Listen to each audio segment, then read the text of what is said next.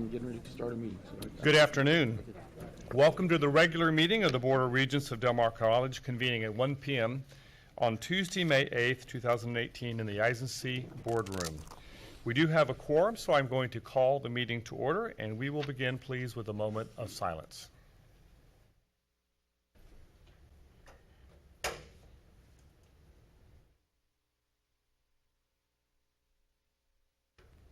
Thank you.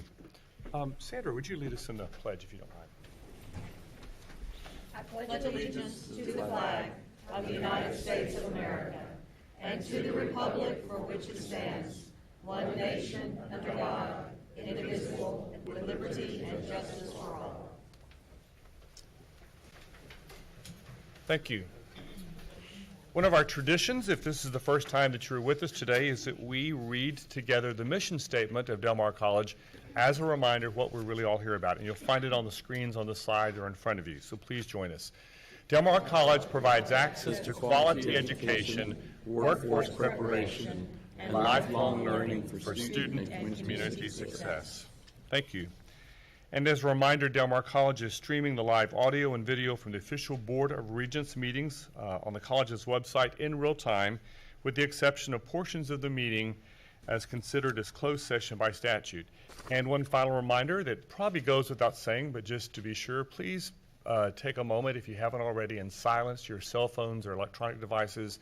Put them on vibrate or turn them off if you would. We're going to begin with recognitions, and I'm going to call upon Dr. Beth Lewis for the first one. Thank you. Good afternoon. Each year, the Texas Associated Press Managing Editors, the APME, joins with Headliners Foundation of Texas to recognize outstanding journalism as practiced by the state's newspapers. On April 14th, at their annual state meeting held here in Corpus Christi, the Texas APME announced that the student newspaper at Del Mar College, the Foghorn, was named Best Non-Daily College or University Newspaper in Texas, beating out the newspapers at much larger institutions, including the University of Texas at Arlington and Texas State University. The student journalism program has placed in this competition in the past, but this is the college's first win. The newspaper is under the direction of Associate Professor of Journalism, Robert Meilenberg, and Scott Beckett, Journalism Lab Advisor. And Professor Meilenberg is here with some members of the Foghorn staff. I would invite him to come forward.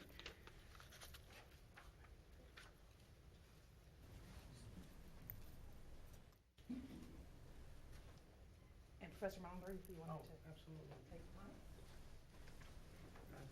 Thank you again, and it's very nice to be here again. And this recognition is an outstanding, or it's a wonderful way to show the quality of the students that we produce here at this college. And I will say today, and I know I'm speaking for Scott Beckett as well, I'm incredibly proud of these students. I'm incredibly proud of the work they do, and we stand behind the work that they do because they put out incredible journalism all year. There's a story right now that's live now on foghornnews.com. It's a 5-part series on the colonists of San Pat and Nueces County. I suggest anybody take some time and go look at it. It's hard work, it's well done work, and it's good journalism. And I'm fortunate to be able to work with such an incredible group of students. I'm very proud of them. So thank you very much.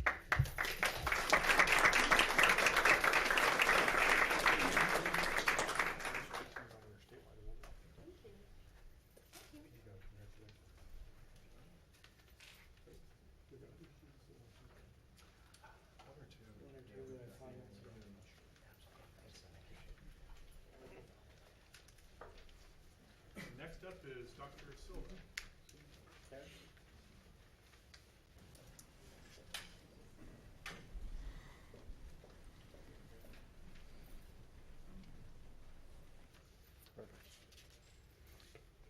Well, good afternoon, Regents. It is my honor today to present you with the 2017-28 Hall of Fame Del Mar College inductees. We're very proud of these folks here, and believe me, we had to reduce their bios to be able to get through today's meeting in a reasonable time. So but really proud of their work. First one is Taryn N Clancy. Tara, would step up. Tara has made all A's in classes such as Intro to Biotechnology, Molecular Biology, and Cell Culture. She has also won Who's Who in America's Junior College, been on the DMC's honors list, and won Outstanding Student in Biotechnology and presented and advocated for undergraduate research to the members of Congress. She also has extensive research experience participating in the Howard Hughes Medical Institute Science Education Alliance program and presenting her research at the American Society of Microbiology Texas Branch Meeting and the Society for Advancement of Chicanos and Native Americans in Science Conference. She has also won the Best Abstract Award at the Community College Undergraduate Research Initiative. Her research, which is entitled The Identification of Antibiotics Resistant Ocorobacterium Intermedium and the Utilization of Bacteriophage in Cell Lysis, will soon become a peer-reviewed scientific journal. Congratulations, Tara.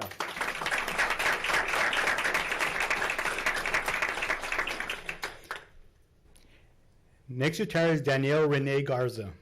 In January of 2016, Danielle says she found herself face-to-face and highly emotional, sitting in front of who would become her Del Mar College counselor. She was at the end of her rope. Having run into various issues at other institutions, her mother, who had recently been diagnosed with breast cancer, forced her to get into a car and go apply at Del Mar College, hence her Viking journey. Danielle became a supplemental instruction leader and president of the Student Government Association. She also served as an officer of the Biology and Health Science Club, the Sigma Alpha Pi chapter of the National Society of Leadership and Success, and Phi Theta Kappa Honor Society. She has been named the Biology Outstanding Student as well as the Phi Theta Kappa and Sigma Alpha Pi Honor Graduate. During Harvey, Danielle borrowed her father's boat and went to Houston to rescue the victims of the disaster. Congratulations, Danielle Garza.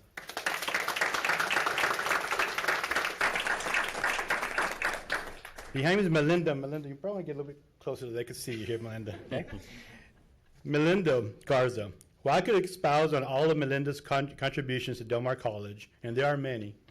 Phi Theta Kappa, National Society of Leadership and Success, and Student Government Association. I want to share with you the words of those who nominated her, for they tell more than her grades or dedication to Del Mar ever could. One nominee tells Melinda's story. Imagine, if you will, every bad thing that could happen to a young woman: abandonment, abuse, betrayal. As a child, Melinda experienced some of the worst things imaginable. In 8th grade, she dropped out of school due to constant and horrible bullying. After finding a way to survive for many years, at the age of 38, she decided she wanted her education so that she could serve others. With the heart of a hero and with 3 children and not much else, she chose to pick herself up by her bootstraps and enroll in the GED program here at Del Mar College. Immediately after completing the program, she scraped together what she had and enrolled as a registered nurse major. With little else than a dream and determination, ever since then, she has excelled as a student, received numerous recognition, and has served her fellow Vikings in our community, all while being a single mother. Melinda Garza.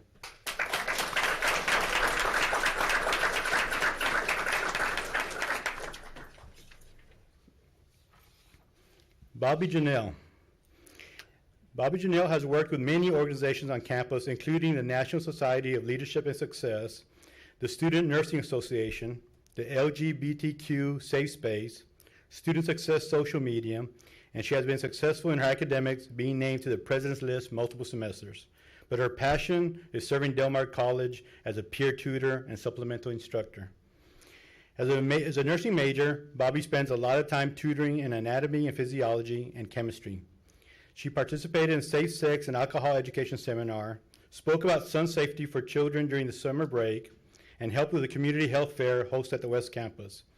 She also created a virtual tour of the life of a person diagnosed with dementia by dulling their senses of seeing, hearing, feeling, and communicating in order to educate students and staff about the hardships dementia patients endure on a regular basis. Bobby Janelle.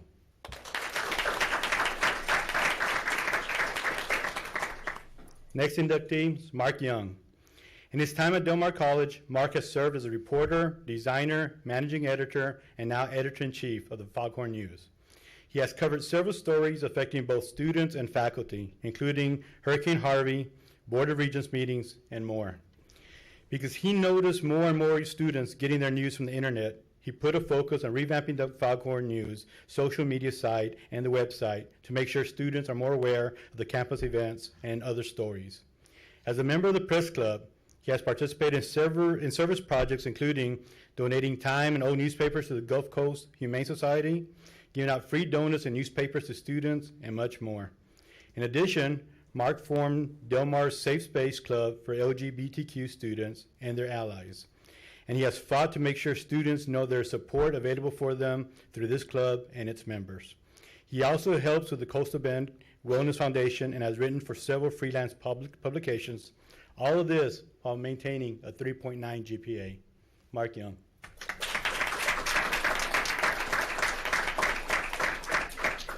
Our last inductee is no stranger to the Board of Regents, John Buford. John has served as an officer in the Student Governing Association, Del Mar Ambassadors, and Viking Volunteers, as well as 2 honor societies. He has also served as a student representative on college-wide committees with faculty and staff, such as the Dr. Eileen Creighton Award for Teaching Excellence, the Student Service Fee Committee, in charge of allocating the funds from student activities fees to various organizations and activities on campus. He is on the name of the Viking Committee, the Texas Junior College Student Governing Association Awards Committee, and the Mascot Focus Group, and many more. In addition, John has been involved in various activities such as working the Del Mar College commencement ceremonies, new student orientation, Destination Del Mar, and Discover Del Mar recruiting activities. John has represented Del Mar College in Austin, at College Day at the Capitol, and the SGA National Conference. He has been active in Junior Achievement, Club Rush, and the Texas Male Summit Leadership Award. Ladies and gentlemen, John Buford.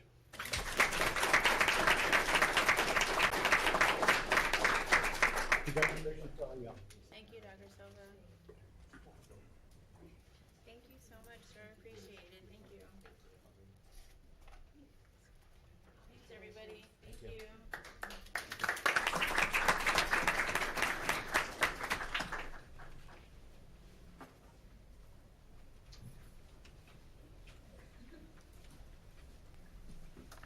It's incredible to hear those stories of those 6 students and know that they're just the tip of the iceberg of what happens here at Del Mar. So congratulations to all of you and all that you represent on campus for the great, great student body that we have. So again, thank you. We're going to move into staff reports, and we're going to begin with Dr. Escamilla on tax abatement overview. Sure. So Mike Culberson is coming up to the podium right now. He is the CFO of Corpus Christi Regional Economic Development Corporation. I'm not going to talk about your Navy days, flying jets and all those other sorts of things, which we're very grateful for, by the way. But he's here to talk to us about abatements. And we did include some information a little later this morning, but it's all informational here. And we've got it in a couple of different sheets of the presentation, but we've also incorporated it into the presentation as well. So whether paper in front of you or on the screen, the data will be available, and Mike says he's anxious to answer a bunch of questions. So here we go. Good afternoon, Mike Culbertson. He tells you where I'm from. I do the compliance. I do compliance for everybody. So City of Corpus Christi, both tax abatements, 380s, Type A, and pretty soon to be Type B. I do Nueces County. They usually do tax abatements. San Patricio County tax abatements, 381s, because they're a county as opposed to 380 with a city. Del Mar College for your tax abatement. The Drainage District. Your Drainage District over in San Pat also has another where they'll do tax abatements depending on the size of its place. And then, of course, I do it with the Type A. And so just so you know, I know I was a Navy pilot long ago, and, you know, I think my airplane, you may have shaved with it this morning, the guys, because it's so old. But anyway, I actually have a degree in aerospace engineering. I have 12 hours at Del Mar. Yeah, I remember you saying that. That's right. Yeah, and then went to the Navy as a carrier pilot, and then got out, got my MBA from University of Houston, and then shortly after that, used to be a CPA, you had to be in an audit firm. And then in 2001, they changed their requirements. So then I went and sat for the test in Moody Gardens for 2 days, and then got a pass because I don't know if I could have gone back. But so I'm a CPA also, and most of my I started out as an accountant. my jobs have been like a controller with ABB. If you don't know Asea Brown Boveri, think of GE of Europe. So, and then CFO of a water drilling company, and you're thinking, yeah, that's nice, drilling for wells. These are like 5,000 gallons a minute wells, for whole neighborhoods or for irrigation. So then we moved down here. My wife, Dr. Debbie Culbertson, she retired from A&M Corpus Christi as a professor. And so now I picked up compliance. In fact, they brought me on to do compliance. So when we're talking about what you do for compliance, first off, I actually probably did most of these agreements, but I also read through them and see what they have done. Irs Form, in case you don't know, it's Irs Form 941 is the quarterly you send in. It says how many people you have and the wages that you spent. Since tax abatement's easy because it's at the end of the year, then the 940s, which is the year total. So that's where I can find out how many people they have, and I find out how much the wages are. Now I test that against their financials, but we still go through that. And I look at audited financials for most of them, and they use, really all of them have audited financials except the small ones on the Type A side. And then TWC reports. TWC is Texas Workforce Commission, and there is a file that comes with your business in Texas that it tells me the name of the person, it tells me where they live. Why is this important? Because if they said that they're going to create 76 jobs, all 76 have to be here. Now, they can have 80, and those 4 people can be in Houston, and they count their salary toward here. But if it says 76, it has to be everybody who lives here. Okay. In the agreement, it actually says Nueces County and San Patricio, but that's how we do it. And then once I review the company's assertions, the company's assertions do things like we'll pay, minimum wage. We will offer health care to all of our workers. I have to see that all of that is correct. Once I finish that, then I send my findings to the president, and if he has any questions, I answer them, and then we go through it. And this was one that bore out last tax abatement we brought before. Hey, just tell us where we are. I mean, we hear about them and they go away, and you might hear about them in the news, but that. And so I'll be here every year until I retire, hopefully, and then and then we'll go through this. So right now, these are existing. You have Ticona Polymers. You know it as Celanese, but you have to go with the ultimate owner to do the agreement with, and that was Ticona. You passed it in 2014. They were supposed to invest $140.9 and create 6 jobs. I know that doesn't sound like much, but these are, you will find as we go through or talk about these, that technology-wise, it's really hard. You don't see as many jobs as you used to. You take a look at the refineries, and there are probably 2,000 people on there. Now, only 500 get a paycheck from Valero or Flint Hills or whoever. But, I mean, let's see. Vistalpina, now you're just doing the docks here because they're in your state. But Vistalpina had like $770 million and 150 people. Cheniere with $15 billion has 250. That's all. I mean, the technology and the automation is becoming, quite impressive, and they do that by handling. So, for example, Vistalpina gets it off the ship, and it goes on this belt, and it goes all the way through, and people are just making sure that machinery is right, that it's within standards and parameters, and then they go on from there. You don't monitor the jobs that go on during construction?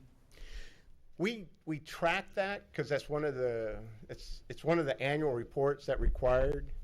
But it's not, I don't go through all of the stuff because it's not reported. Yeah, in other words. Yeah, but it's not what the incentive's based on. Okay. We only base it on actual investment by the company and actual permanent jobs by the company. But I do know that when y'all come and you pitch these incentives items, we get quoted the number of jobs, construction jobs. Yeah. Yes. So it's not a compliance factor. Well, The problem is you look at that and you say, well, at 6 jobs. That's how much is that costing per job? The numbers don't look very good when you just look there. I mean, the picture gets better when you also consider pre-construction jobs too. We do that, and that's on the report as it goes through. But the thing that you want as a taxing entity is the 140. I know the jobs are important, but when you consider the taxing between the investment and the jobs are a very small part of the. We do look at those and we get you that number. So just to be clear, what you're saying is that the jobs, that column, which is post-construction jobs, is Correct. permanent jobs, is the only thing For the that's- company. That's the only thing that's in the compliance. Yeah, because if you take a look at the agreement, I mean, it talks about what it's looking like for construction, but it's not one of the things that they are So the required. Ticona agreement said that we will provide at least 6 permanent jobs out of an investment of $140 million. Correct. So it's unfair for anyone looking at this to say, well, those 6 jobs cost us $23.5 million. Because really, I'm just trying to get you to flush out the story. Okay. I don't have any problem with what you're doing, but the on the investment- surface, that looks like it's not a very good return on the investment. If the jobs were the major portion of Right. that So would tell us about the rest of the story. That's what I'm trying to get you to do, Mike. Okay. When we look at jobs, we look at how many there are, what's the average salary. We don't put in overtime. We just put what their base salary is, whether they have health insurance, and then we use a metric from the impact model, which tells us, how much is going to be, how much tax, and it assumes that so many people are going to buy a house, build a house, but it also assumes that, the majority will be here. So they already have a house, they already have, furniture, they always have all of this stuff. So yes, we do. Construction-wise, we try to maintain, we the EDC, try to maintain a level of construction jobs so that if another project came, that if there was a long gap in between projects, people are not abandoning ship right away. So you don't have this huge up and down to go through for the construction jobs. And I guess where I'm just trying to make sure, because you look at Ticona, which is 2014, and Imagi, which is 2014. If you're looking solely at that chart, you'd say, wow, we only got 23 million roughly investments for 6 jobs on that one, but we got almost 4 million per job on M&G. Of course, that's a different story because If I might frame the question a little bit differently, the purpose of tax abatements is to attract capital investment and so that the property tax value will increase. Therefore, entities that rely on ad valorem taxes like us will see an increase in our tax base. So the jobs are a part of it, and that's one of the check marks that you have to make sure they have fulfilled the number of jobs they said that they would. But the real benefit to entities like us is the increase in our ad valorem tax base. Correct? Correct. Yeah. And that's just what I wanted to hear you say. Oh, Because to me, this is a technical compliance report. Right. And great, you're proving to us today you're in compliance. But I think the greater story that we and the taxpayers need to hear is, why would Del Mar even give an abatement? What does it really drive value to Del Mar if we do that? That's what I think is, now I know that's not a compliance issue, it's beyond compliance, but I want to hear just not only about compliance, but the greater reason why, are they providing value to our community and to Del Mar College if we're going to give a tax abatement? and it's an important part, and it's one of the things that we do prior to even coming to you. We make sure that they have enough, that their investment is going to be enough to be worth it to you to add incentives to this. Now remember, Ticona is $140 million in investment, but you're going to get a lot less than M&G, than the value of M&G. All right. So there are things that we try to do to fill out. Ticona does plastic pellets and like 94% of the acetaminophen in the nation, which is impressive because when I was at NAS Kingsville, we would use it for the initial for runway 13. We'd be to the side of it and we'd see it. I was like, it's just a factory or something, right? But no, it's a very impressive place that they do for that. Excuse me. May I ask a question? Yes. You might, yeah, go ahead, please. I just want you to list the type of job or materials that this 140 million touch with our abatement. The jobs are easy. They're Because this looks like, let's not talk about jobs. Okay. Is that all we talk about? Well, did you have people build this 140 any of your workers touch this 140 million? Yes. Okay. But the reason they do is because we try to get a steady stream of construction for projects so that as soon as one's over and there's nothing on the horizon, people will leave. Okay, and so what about utilities for the city? For the city? Does this 140 help you pay for the electricity? Certainly, but Celanese is Okay, addition. that's where I want to go. Okay. Like, what has this $140 million touched? From a nail, a screw, jobs, water, electricity. Okay. So I want to build some other list than just 6 jobs. Okay. All right. Okay. When we take a look at a project and a project comes in, you have construction jobs. Hopefully those people live here, but not all of them, especially when they start putting in more exotic, like TPCO. Putting in an arc furnace is not, you have to bring somebody down, and you have to bring the materials in. When the materials get here, one of the things they have to do is they have to pay sales tax on as they come in, if they're in a city limits or in a county that does sell tax. Everything that they do is calculated when we start looking at all of the construction jobs. So, they're bringing in vessels, they're building buildings, or tearing down a building and building a new one. So not only with this, but like I said, I got my wings in '81, and Celanese had already been there for a long time. And this, for Celanese, keeps them here another 20 years just by having them, just by having this addition on. We did one over in Chemours in San Pat, and they are building the follow-on to their current product, which is getting phased out. And without that, the site would go away. So not only is there hardware, but all of the people who are all the construction workers, and construction is usually, we figure, about 40% of the building costs, for all of the stuff that they do. So they pay more water, or more electricity, whether it's AEP or probably AEP. The school district gets something. The town gets something. The county gets something. You get something. All of these things match up all the way through for what they're doing. Now, if the investment's smaller, you'll get less, not a less rate of return, but a less to do it. But things like this, projects like these, just keep coming up, and as you'll find, we had Cheniere, we had Vistalpina, M&G, and then it kind of slowed down until, but now you'll see us spreading out and diversifying the economy, whether it's moving crude off. The Port of Corpus Christi exports something like 55% of all crude exported in the United States. And those other companies, Rangeland, Buckeye, which was just bought by Pin Oak, they're setting up places also that are moving that oil down south or to the port to be exported.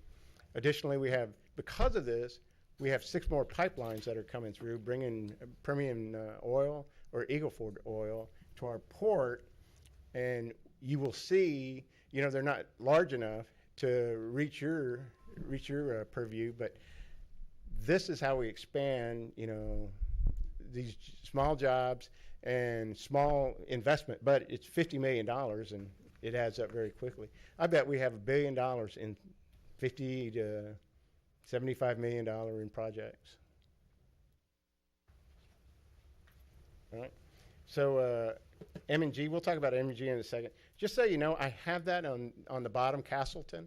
Castleton was a fractionator. A fractionator takes natural gas liquids or natural gas and fractionates it into thanes, ethane, butane, isobutane, all of those, and then they resell that.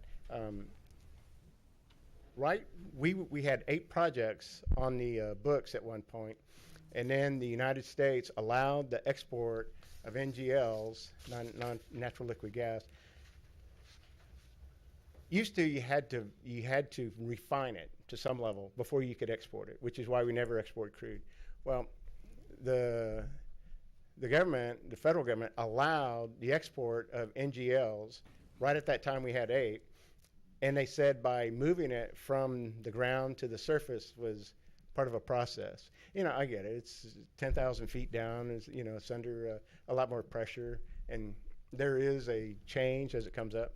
But once that went, 6 of those projects just went away because it's cheaper to export it. One of them is Magellan, who they came, they announced, and so they were ineligible for incentives. And then the other one was Castleton. Castleton said that they were going to do it anyway, and then they did not. It's, you know, they're past their construction, and then we will get rid of that probably by next year. But I wanted you to see that what you've done. I'm going to cover this in a second. I have another slide. Okay, so M&G. M&G, you heard they went bankrupt last year. They filed for bankruptcy last year, November 1st, and they've been going along. It was announced last month that now it's renamed Corpus Christi Polymers, and it's a joint venture between Alpec, which is like the largest PET polyethylene in the world, and M&G was second. Indorama, which is it's actually from India, but it resides in Thailand right now, and Far Eastern Investment. Far Eastern actually bought the M&G plant in Apple Grove, West by God, Virginia. I'm from Virginia, so you have to throw that in. So, and they put together an asset fund, and so you will see that once it, but because of Alpec's the top one and M&G was second, it actually have to go through the FTC. So it'll probably be 5 more months before that approval is, and then they'll start putting money into it. So there are some problems with that in that the bankruptcy court did not allow them to pay their taxes.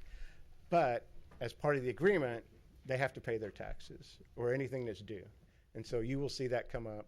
And when's your fiscal year? July? Oh, September 1? September. Oh, yeah, you're probably going to see it next fiscal year. It's a, you know, I know you have an AR out there for it, but that's what you'll probably see. We're excited. You know, there's a way. We're really excited that 3 people bought it because there is a way where you can come in and box up the whole thing. That if it's not put together all the way, box it up and ship it. It's happened before in Louisiana. It happened. Somebody came in and bought a bankrupt one that wasn't complete. They boxed it up and sent it to India. So by having 3 of them, it's impossible now for them to do it. You know, for them all to agree to do all that. Alpec's a Mexican company. Just so you know where everybody is. I don't know if I talked about that. Any questions on him? So we're waiting also. All right. Yeah, back if I do have a question about that. Maybe you said this and I missed it, but do they automatically then assume the agreement that was made? Yes. MG? Well, they have to ask for an assignment by the Board of Regents. And so each one of us will be, you're saying we'll have to reaffirm that whether Right. we want to do that. But I'm pretty sure it says something like will not be unreasonably withheld. That would be a good thing to know because I think there may be some concerns by some of the regents of automatically renewing that. Oh. Yeah. So whenever, I mean, in preparation for it, when it comes back up, it'd be nice to know the exact terms of the agreement, remind us about whether they have the right for automatic or.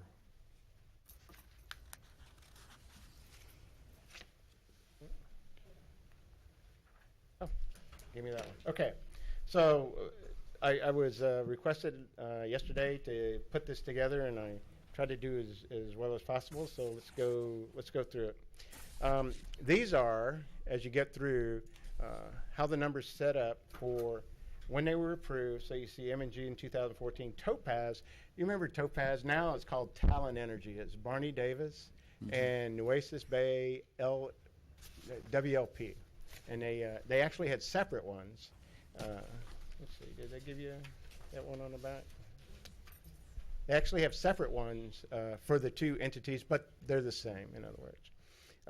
Celanese, Epic, you just finished. Castleton, we'll talk about. Estimated investment, M&G still 750. These are in millions. Topaz was 886, and then you can read on there.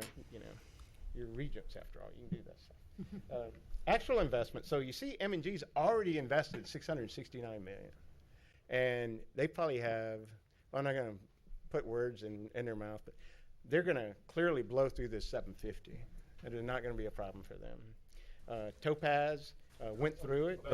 Sorry, Mike, is there any estimate about, assuming this does go to fruition with this new takeover, how much more they're going to put into it? 200 million probably.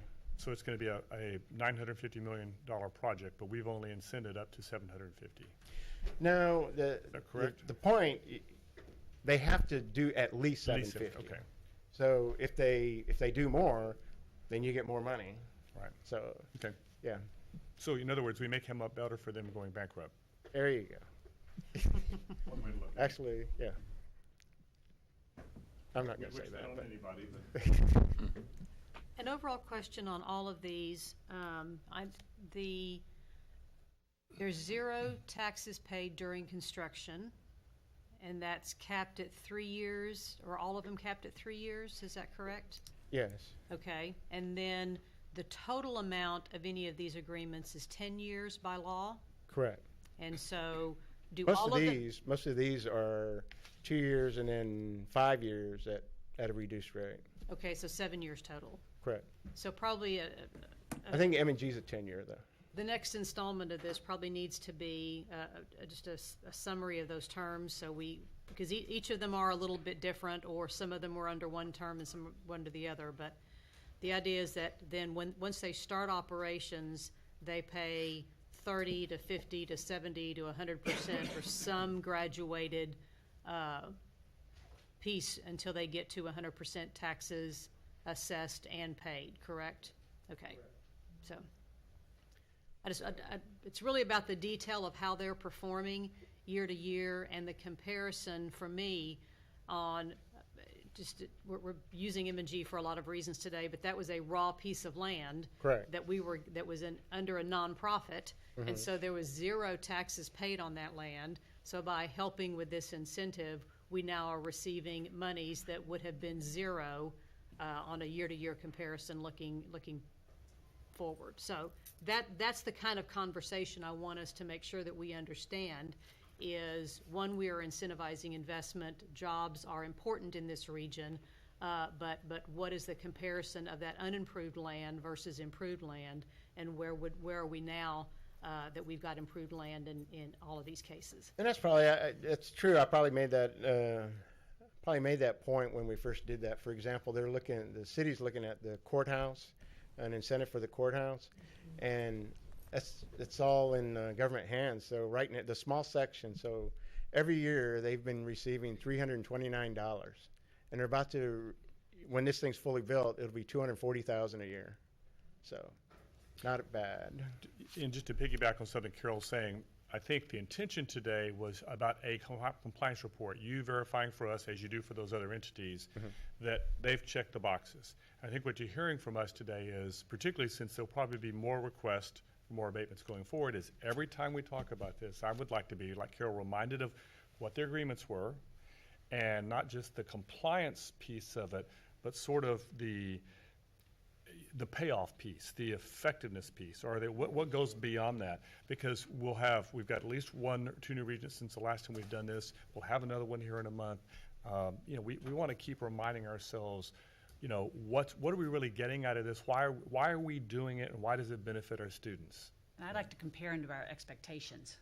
Right. We could go back and say, this is what we anticipated, this was the basis for our doing it in the first place, how have we done? Yeah. So it's more than just the compliance report. It's what I personally would like to see. So. Okay. Let's just talk about some of these as we go through. So we have a construction start for M&G is probably 2019, 2020, early Q1 2020. Topaz went online on both plants in 2011. Vistalpina in 2017 is actually a very short build out. Celanese hasn't hit production and on there, and Epic, of course, it hadn't even started. Well, started moving dirt, but it hadn't built.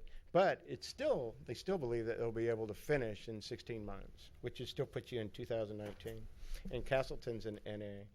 So the whole investment for the ones that you've done is over $2 billion. Even if you take away Castleton, you're still at $1.7 billion. Now,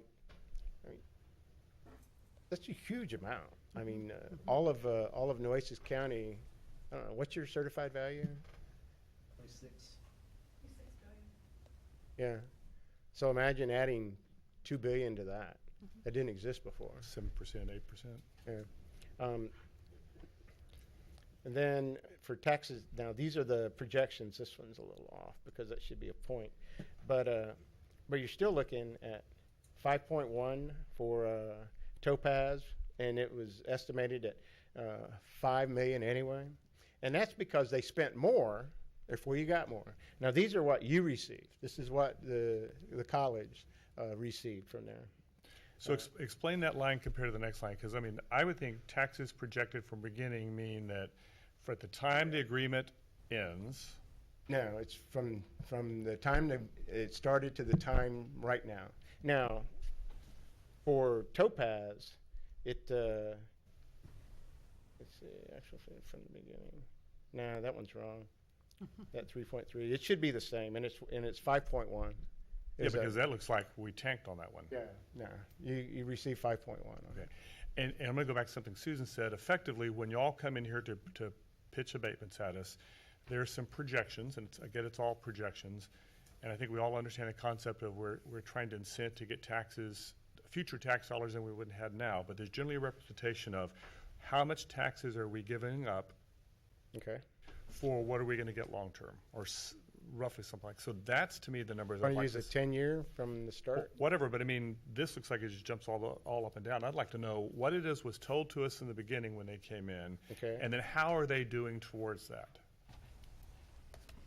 And I know that some of these, like the Topaz, some of them are just in the beginning. They're at various stages, and some of them, like Topaz, are already producing. Yeah. But at some point, and I liked being able to at least see what's already out there out of the mark, and maybe that goes into a different report or a different bucket. Here's the agreements that have already finished their 10 years and now are producing, and we can see how they're still doing. We start seeing cumulative on that. And here are the agreements that haven't reached that 10-year or whatever that mark is, 5-year mark, 10-year mark.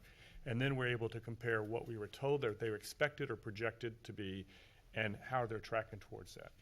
Okay. And from my perspective, it's a good story to tell. I want help in the clarity around the story, because again, I think the fact that we can participate with the city and the county and the school district when it's appropriate for them to do so under their specific law.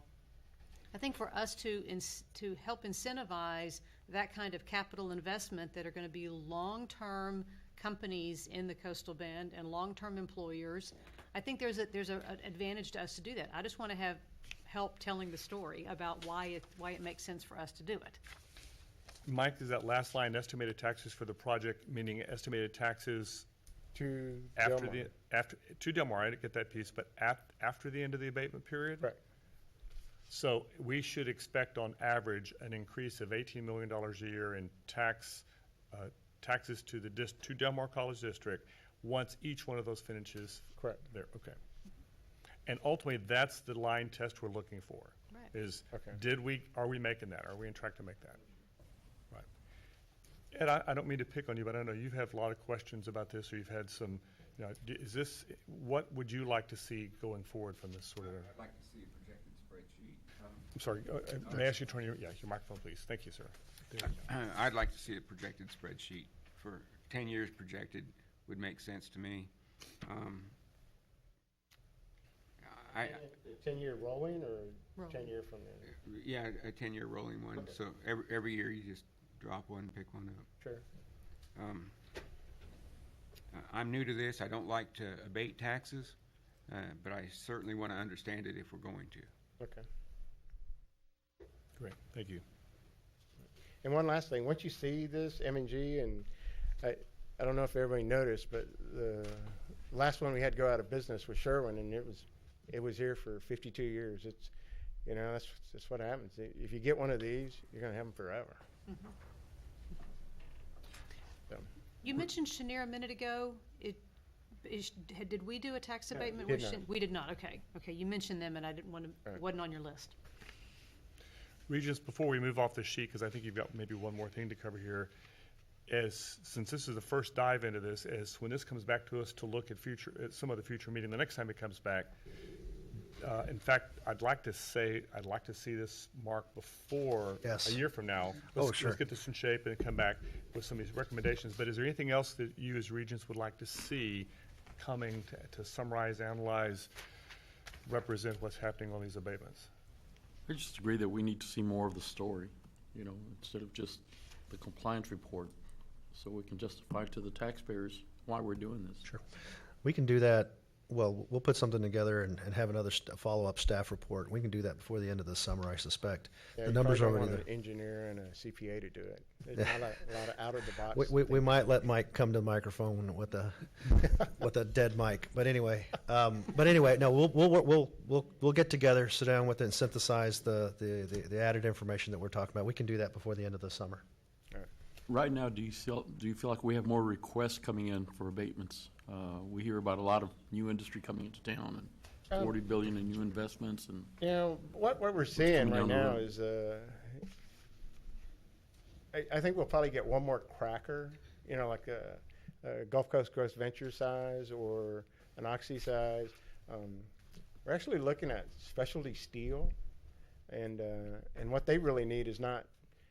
Reason people are here is for natural gas, cheap natural gas. Whether it's a power source, whether it's a raw material, that's why everybody's saying.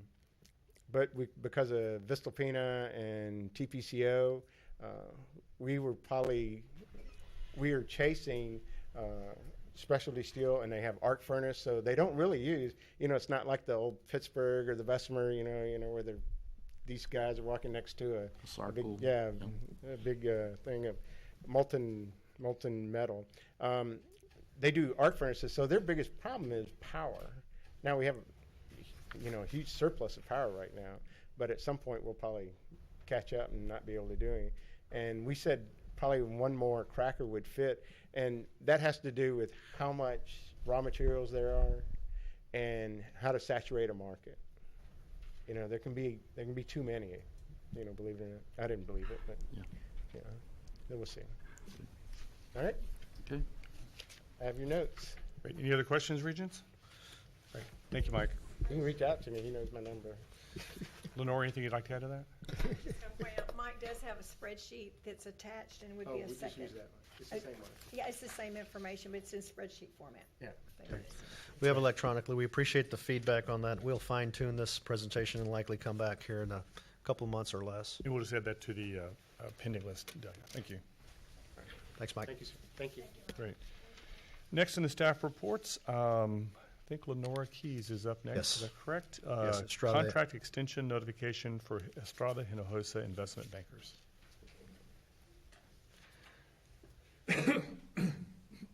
As Lenore's getting ready, this next one is about an extension, FYI, for our current investors, our investment bankers, rather.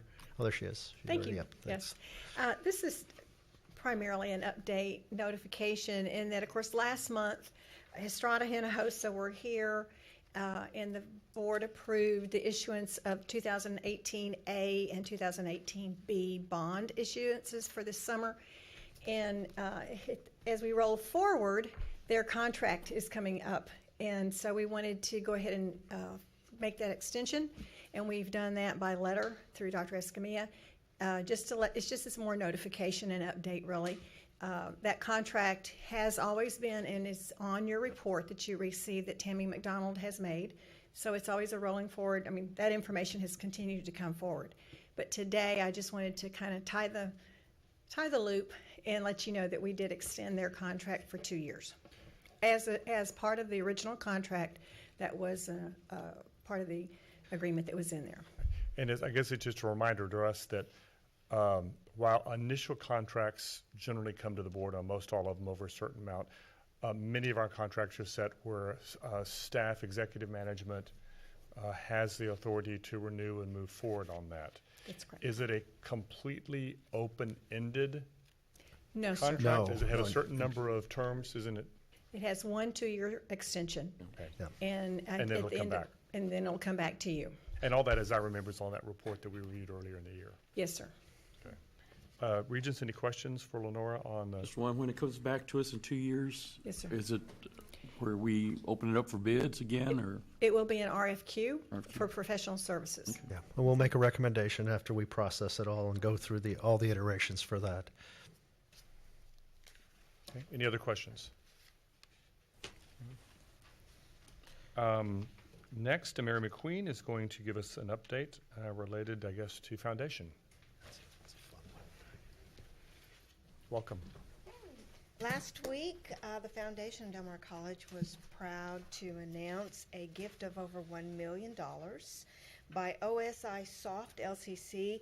It's a software company. They're providing the Pi software for Del Mar College for the process technology, instrumentation, and a number of technical fields here at Del Mar College. What they call OSoft, the OSoft Pi system, it allows the students to learn how to analyze industrial operation information. So pulls information from multiple streams, they get to look at it, they get to analyze it. This is what a lot of the process technology and plant workers use to optimize operations and analyze maintenance schedules and those types of things. So it's a great software for our students, and it comes at a really great time as Del Mar College is working on upgrading and overhauling the process technology. We have over 500 students now in our process technology, and a lot of what we're doing is changing the curriculum to address the needs that industry has shared with us. So in that process, we found this particular software system, and actually it's one of our professors in the process technology that found this particular software. Somewhere around 65 or 75% of particularly chemical and petrochemical plants use this software to optimize operations. So having our students trained on this software makes them eminently hireable in the local community. So I just wanted to share that wonderful update. Great. Congratulations. If I may, congratulations, and it was a great event, and I'm glad I was there. And Dr. Escamilla, you did a great job, as well as that young man that always speaks. And when you hear him speak and talk about Del Mar and the fact that he's going to get through with this information and just walk straight into a job, no training, nothing. He just, and what a great product and a great story that West Campus tells us. And we're very proud of everything you all have done to get this grant. It's just phenomenal. I wish I were starting again. Okay. Thank you so much. It's never too late to go back to college, Sandra. Well, huge kudos to the instructors in that department. They're really on top of it and working with us as great team members to make sure that the foundation can go and move on behalf and get these wonderful gifts to Del Mar College for the benefit of our students. Great. Thank you, Mary. Next, under the board notification section, Dr. Beth Lewis is going to give us an update on some revisions to the A policies. Thank you. These revisions have been recommended by the Dean of Learning Resources and the appropriate councils. It was presented and approved by the Library Committee on March 2nd and presented and approved to Faculty Council on April the 6th. Essentially, the original policy, as you can see in your packet, is really more about process and procedure, and we really want the policy manual to be about policy. So it is simply a cleanup, and it's a notification. It requires no action on your part, but I'd be happy to answer any questions that you have. Regents, any questions? Okay, great. Thank you. Dr. Escamilla had to step out for just a moment, so I'm going to skip over and come back in a few minutes to College President's Report. Let's look, if we could, at pending business. Regents, that is in your packet. We're up to date on everything through May. You see that there is an update coming up in June on the 60 by 30 strategic plan. In July, we've got quarterly investment and financial reports. August will be some SACS and QEP updates. And then you can see on the things scheduled for September, November, January, and February. We will also add to this list the update, and I'll leave it up to Dr. Escamilla when to put it on there, but when to bring back that tax update report. Okay? And with that, we'll go back now to the college president's report. Okay, so it's been a busy few weeks. Started on April 23rd,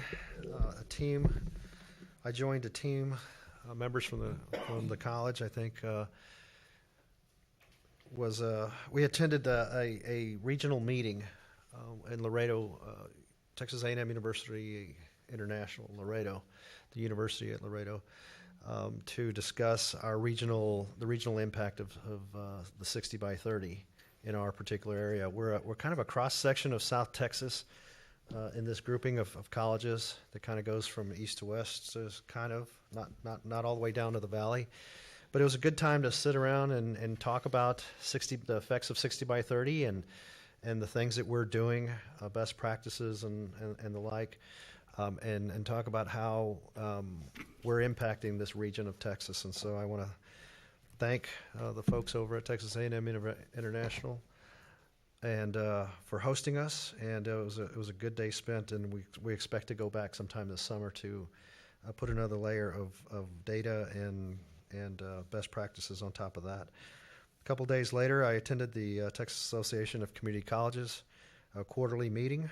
You can bet we were talking about the legislature as it's ramping up and getting ready for that. And we concluded with a rough draft of our legislative agenda for this next session. That is the earliest I think the association has ever put an agenda together. It will be formalized and put together for a vote on June 1st at the CAT meeting. And so we'll be looking for the endorsement of the Association of Trustees there. That's largely what took place there on the 25th. The following day is kind of a fun event. Buck Days Rodeo is a big part of what goes on here in the city. And I'm proud to report that the Del Mar College students that participated in the calf scramble, thank you, Natalie Villarreal, for setting this up. I think you were largely to thank for that. We won the calf scramble. And as I understand it, we now own a calf that is, no, that is not the truth. That is not the truth. I'm just kidding. But we beat our dear friends down the street at A&M Corpus Christi. We love them dearly, but we like a little competition from now and then. And I don't know what happened to the calf, actually. I think we just let it go or something. But it was really fun to see. If you haven't seen the video, I think you can look at our website. And when you see a bunch of college kids tackling. That sounds like that was a moving experience for you. Moving experience. Okay, so on to the... I was there that night. They did a great job. That was nice. That was nice. And I heard Del Mar College was everywhere that night. So, yes, we are... Thank you for being there. If I might stop you, Sure. I understand that Ms. Villarreal and her husband were also recognized as community champions for Rodeo Corpus Christi, and so congratulations. Yeah, thank you. Nice plug. You didn't tell me about that one. That's the way she is. Okay, so moving on, right, to April 28th. Sorry, I'm using your joke. So the 28th through I think I was there 28th and 29th, the annual meeting, the national meeting of the American Association of Community Colleges was held in Dallas. I participated in one presentation, and that was with Civitas. Del Mar College, along with Lone Star, the Lone Star District, participated as guests. That was a really nice event, and the room was standing room only, and we did a nice job just kind of presenting some information. Dr. Silva, thank you for teeing me up with all that information and data. Went a long way, and we have a lot of people calling us afterwards. I go present, and Dr. Silva gets busy and with Civitas, so we represented well. Also, Mary McQueen, the foundation, participated with Tyler Junior College and College of the Mainland with a presentation on our foundation and how that work is distinguished not only our institution, but the state of Texas with fundraising and leading those efforts. When you're talking about 1,300 plus institutions across the nation, it's a big deal. And when we're at the top of that game, it's a nice thing. So nice presentation. It was well done and also well attended. A couple days after, this is a really important update that I'm proud to talk about, and we don't have the full outcome yet, but we met in the Capitol with a group, our elected delegation, Chairman Hunter, Chairman Herrero, and Senator Hinojosa, as well as the support of Chairman Lozano. Chairman Lozano was not able to meet with us that day, but our other three elected officials led a meeting with the CEO of Dr. Dan McCoy, President of Blue Cross Blue Shield, Texas, to talk about our health benefits and our insurance, rather. Also there was Porter Wilson, the ERS Executive Director, and also some staff members. It was a very productive meeting. We left out of there assured that there would be some more support in the way of providing more access to physicians here locally, as both in the area of primary care as well as specialists. We are making great headway, we believe, there. We think we'll be hearing something very, very soon. I want to thank Tammy McDonald and Natalie et al. The team has been working intently on this. We have not stopped working on this particular project, but that meeting was a very important meeting. I cannot thank our elected officials enough, Mr. Hunter, Mr. Herrero, Mr. Hinojosa, for their leadership. They were very candid about the impact of the reduced number of doctors that we have available to employees, and we want to let everybody know that we expect results to come from this meeting. We understand that they're already underway, but we don't have them totally official yet. But as soon as we do, we're going to start rolling those out for our employees to know about and to take advantage of, and to get back, hopefully, to the numbers where we were before. That is the plan, but we're going to see. That is a developing piece. So I think that concludes my report. I'll answer any questions. Thank you, Dr. Escamilla. Any questions? At that meeting, were any decision makers, like the committee that made the decision to switch to Blue Cross, were they in attendance? So there was a committee that switched to Blue Cross, right? So the executive director of ERS was there, and so Porter Wilson, yes, Mr. Porter Wilson was there, and so he would be the only one. I think there may have been a couple other staff members, but he would have been the point of that conversation as it relates to representing the state of Texas. Okay. Very cooperative, very supportive. I left shaking their hands and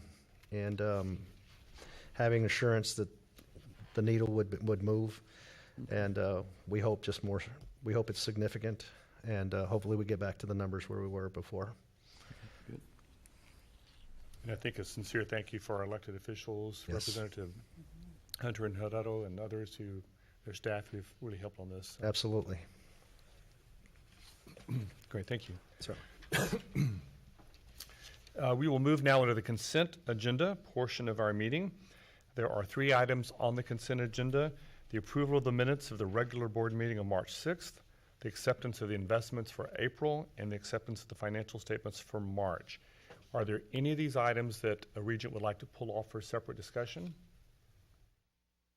Also move to approve the consent agenda, Mr. Chairman. We have a motion. Do we have a second? Any further discussion by regents? Any public comments on items number 1, 2, or 3? Hearing none, all in favor signify by saying yes. Yes. All opposed? Motion carries unanimously. Thank you. Moving now into our regular agenda, one of our very special opportunities today is item number 4, discussion and possible action related to the recommendation of Professor Emeritus status for David Irving. Thank you.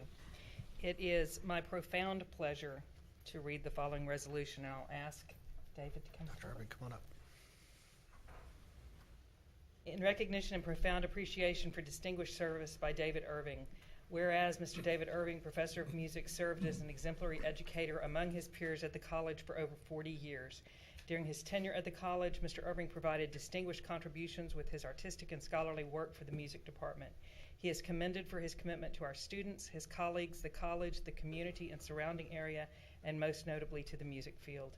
Whereas Mr. Irving dedicated countless hours as the faculty sponsor for the college chapters of the Phi Mu Alpha Music Fraternity and Phi Sigma Music Sorority. He provided leadership to these students through many community service projects and fundraising events and mentored them along their educational paths and growth as musicians. Phi Mu Alpha named an award after Mr. Irving and chose him as its first recipient of the David Irving Faculty Advisor Award in 2017. Whereas Mr. Irving provided his experience and expertise to several professional organizations such as the Texas Music Educators Association, the Texas Bandmasters Association, the Texas Jazz Festival Society, and local YMCA fundraising campaigns. He founded the annual Jazz Band Guest Artist Concert by inviting internationally recognized jazz musicians to perform at the college. Furthermore, he hosted the South Texas Band Director Hall of Fame, and since 1958, he served the Corpus Christi Municipal Band as a musician, conductor, and now as manager, fundraiser, and master of ceremonies. Now, therefore, be it resolved that the Del Mar College's Board of Regents formally acknowledges and extends its profound appreciation for service to our college and community by recognizing Mr. David Irving with the title of Professor Emeritus on this day of May 8th, 2018.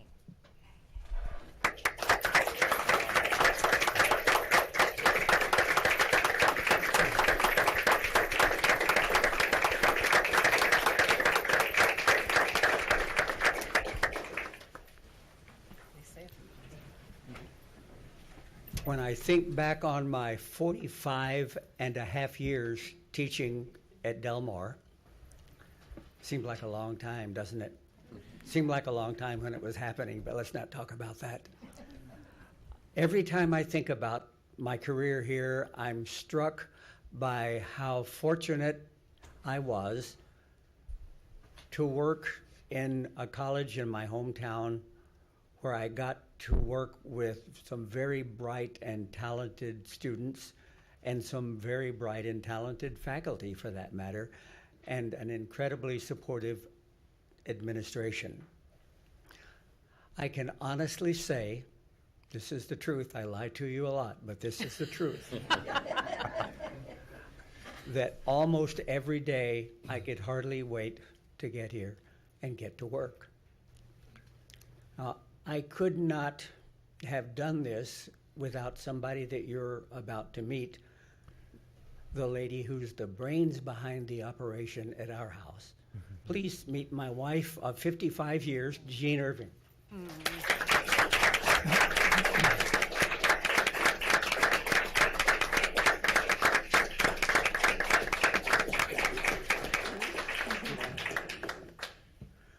So this marvelous honor is just the exquisite frosting on a very delicious cake.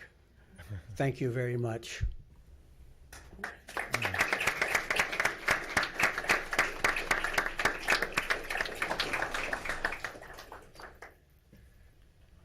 Mr. Irving, in case you didn't know this, you are a living legend among the music community in Corpus Christi. So thank you for all that you have done.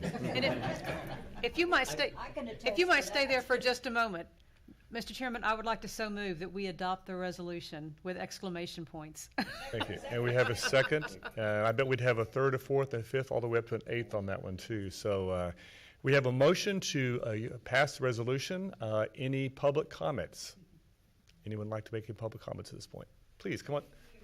Come on down. Just a very quick thank you so much. I don't know of another person that is so deserving through their service and through their informed teaching. Thank you so much. Thank you. Anyone else that would like to speak?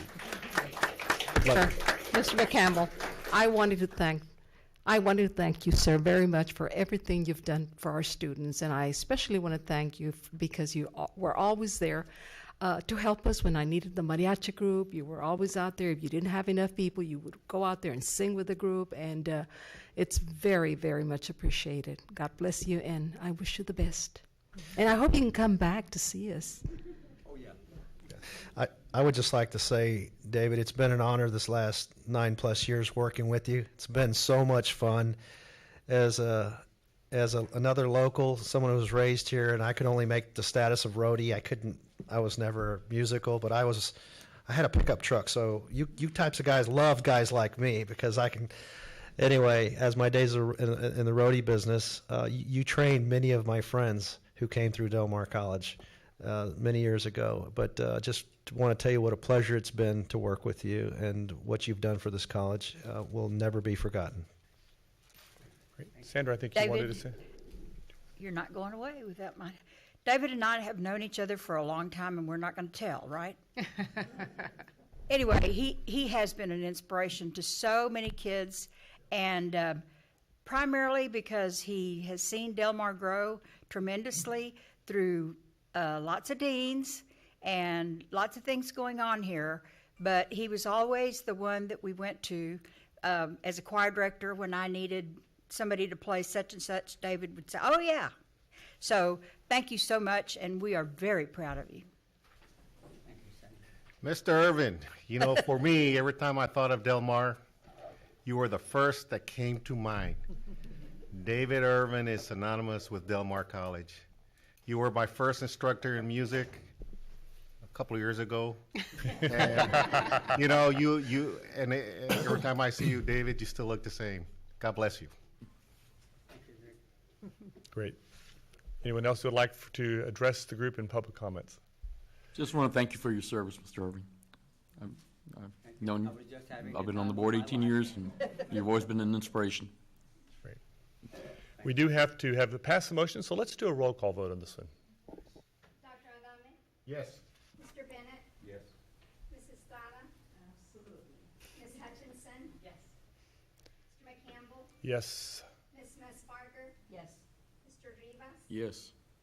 Ms. Scott? Yes. Motion passes unanimously with grateful hearts. Thank you again for everything.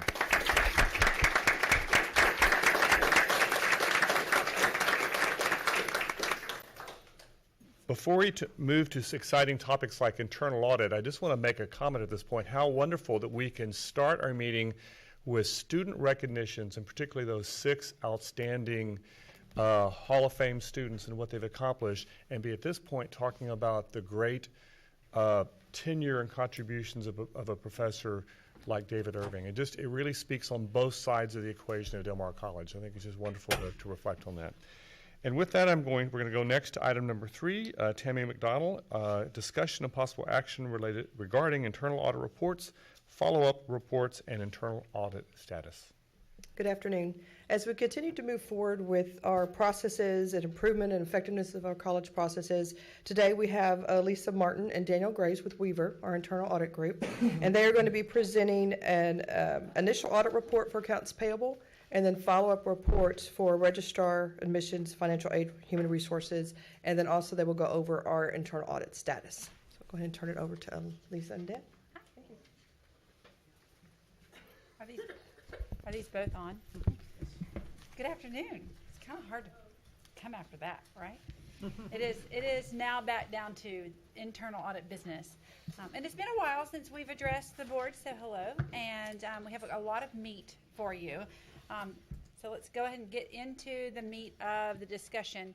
We have performed 1 additional internal audit and 3 follow-ups. And we have good progress to report to you, and some sound procedures that we were able to identify. So we're happy to report to you on these audits. I wanted to start, though, by looking at the plan that was approved. And so on page 2, you have the internal audit plan that was approved for fiscal year 2018.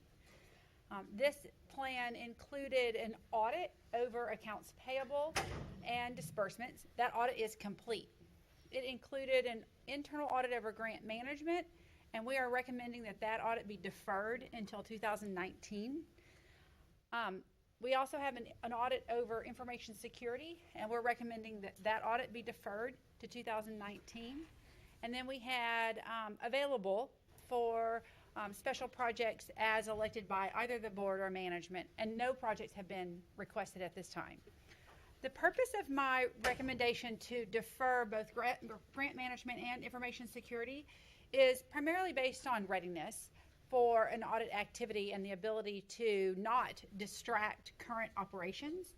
The grant management activity is currently in play, and from my conversations with administration, the timing would be better after September. It's not a long deferral. It's just can we do between now and August? Can we get that done?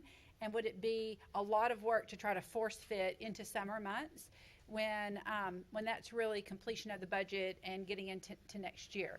And I agreed with that recommendation or that discussion, and so I'm recommending that we defer it to next fiscal year. Again, it's not a long deferral or a pass off.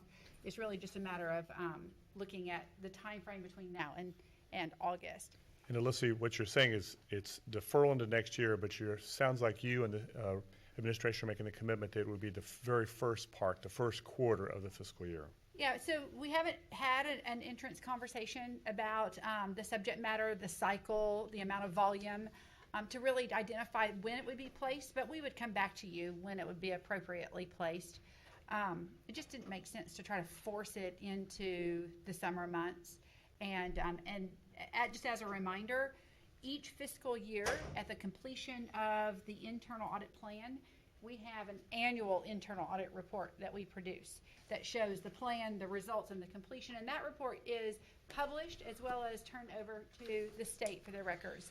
A partial audit looks, it's hard to tell a story. It just looks like it's in limbo. We're better off having a clean cutoff and rolling it into the next year. And information security is the same conversation.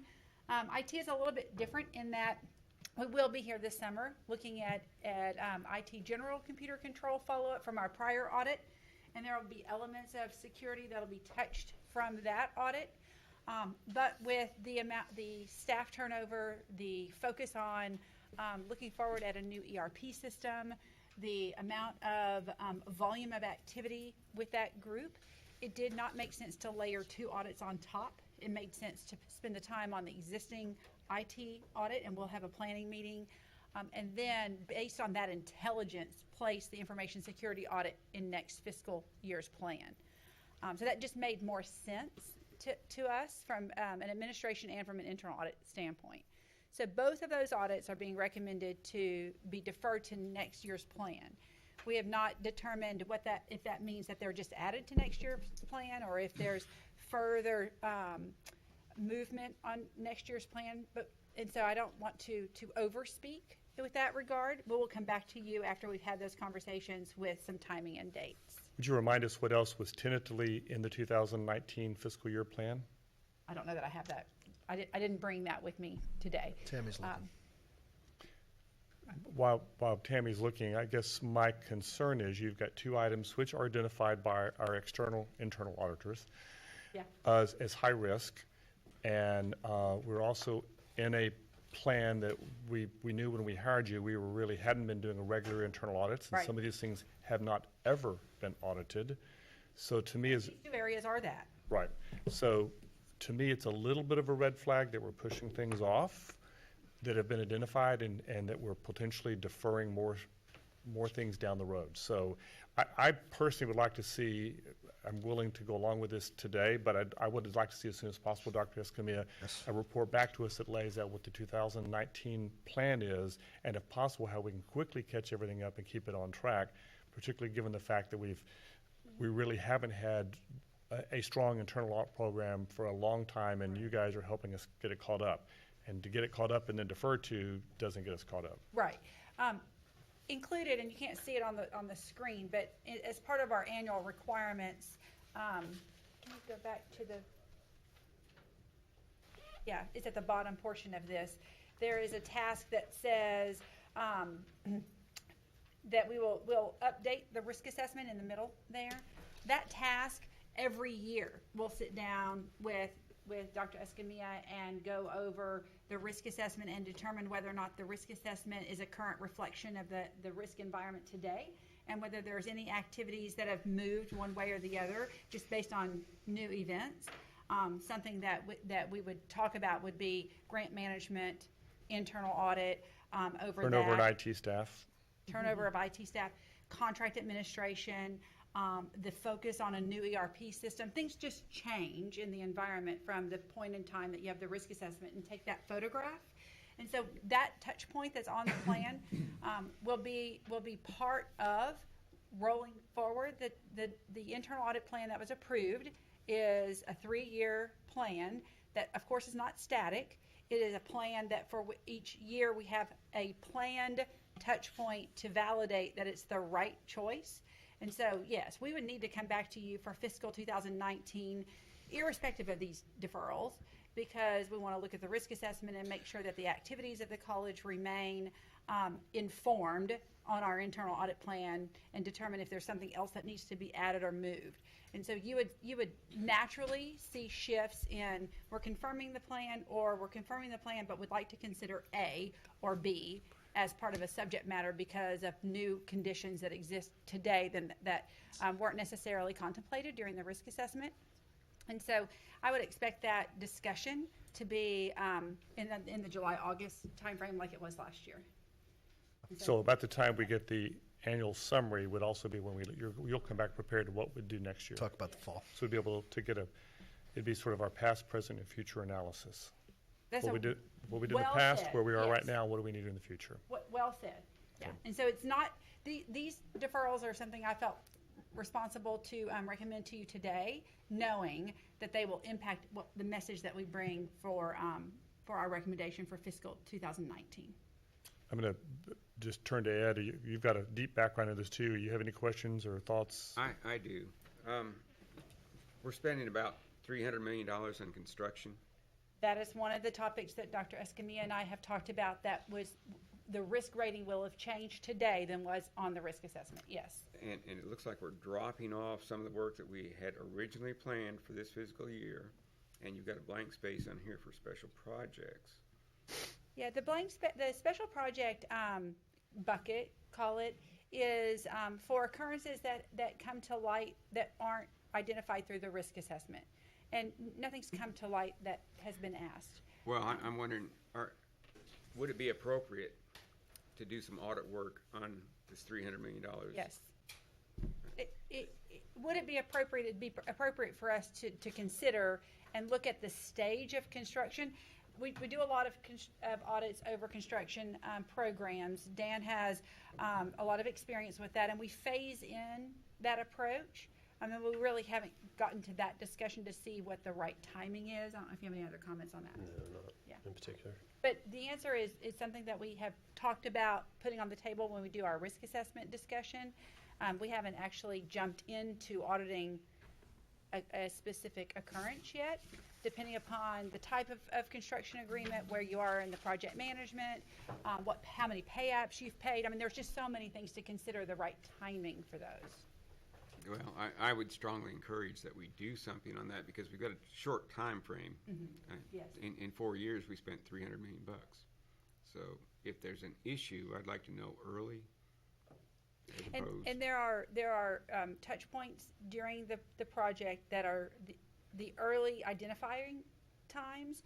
It's usually after phase 1 sign off and 3 to 5 pay apps is kind of that midpoint period. So that's what I'm saying. We haven't had that conversation yet, but we have talked about construction. It was something that is on our radar. So I don't want you to think that it wasn't on the list that we're going to go through for changes in the current condition. Other questions? I would encourage moving it up to the top of some list.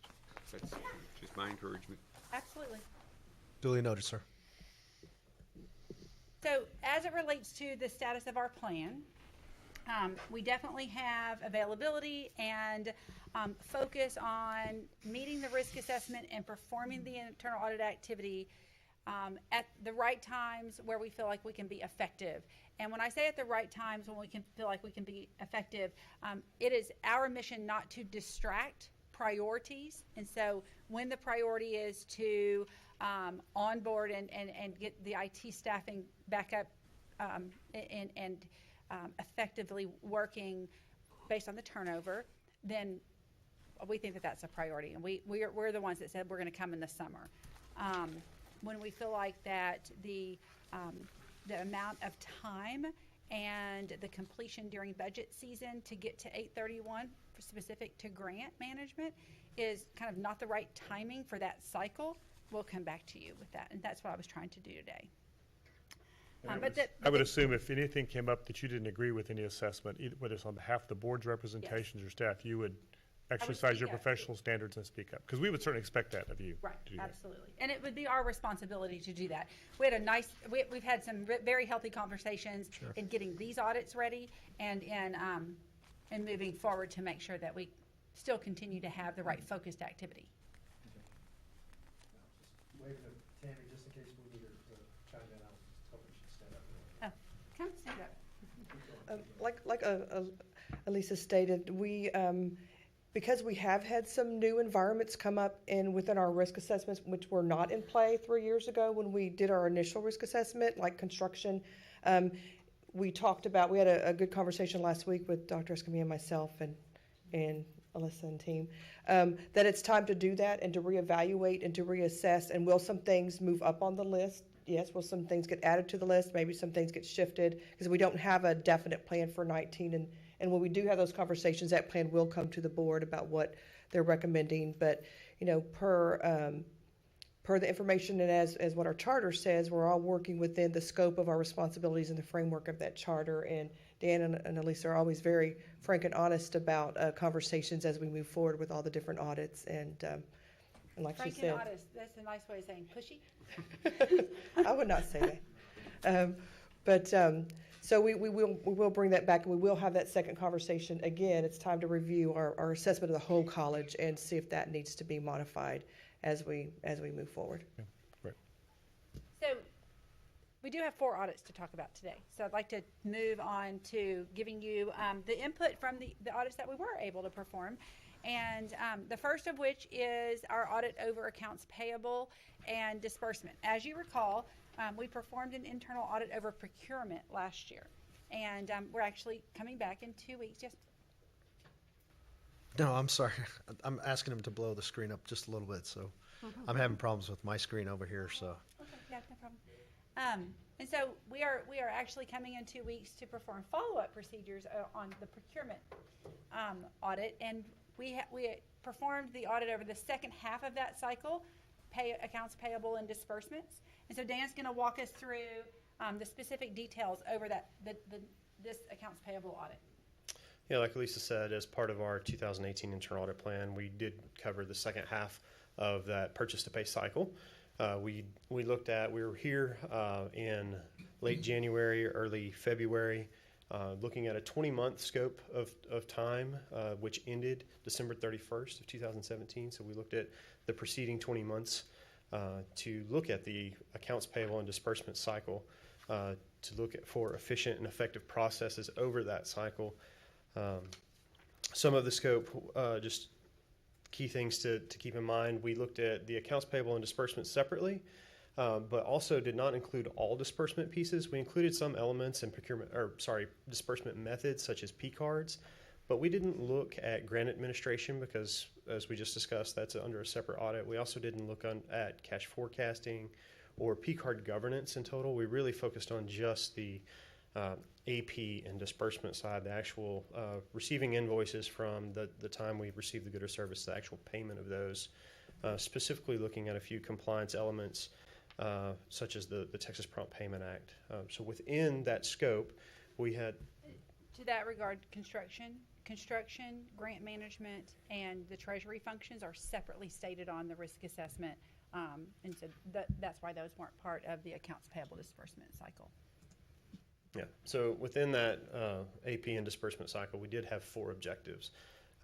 Overall, the report, we gave a satisfactory rating, and each one of those objectives received a satisfactory rating as well. So we did identify, though, within those 4 audit objectives, 5 different findings. Most of those relate to both a design and an effectiveness element. Objective A is our design element. And so this is where we actually look at the design of the process, how well it's controlled, the different checks and balances in play across the cycle so that you can have some comfort around, and management can have comfort around the total design of the process. We identified 34 controls that are in place that manifest themselves in different areas of the process. And then the 4 findings related to that design, really situating around just some maturing of the processes to have some proactive management, some policies and procedures, and looking at some timing of the review and recording of some of the transactions. The summary results table on the next page of our slide really tells you where those controls, where we identified those, and you'll see the control count is much larger than the 34 that we described.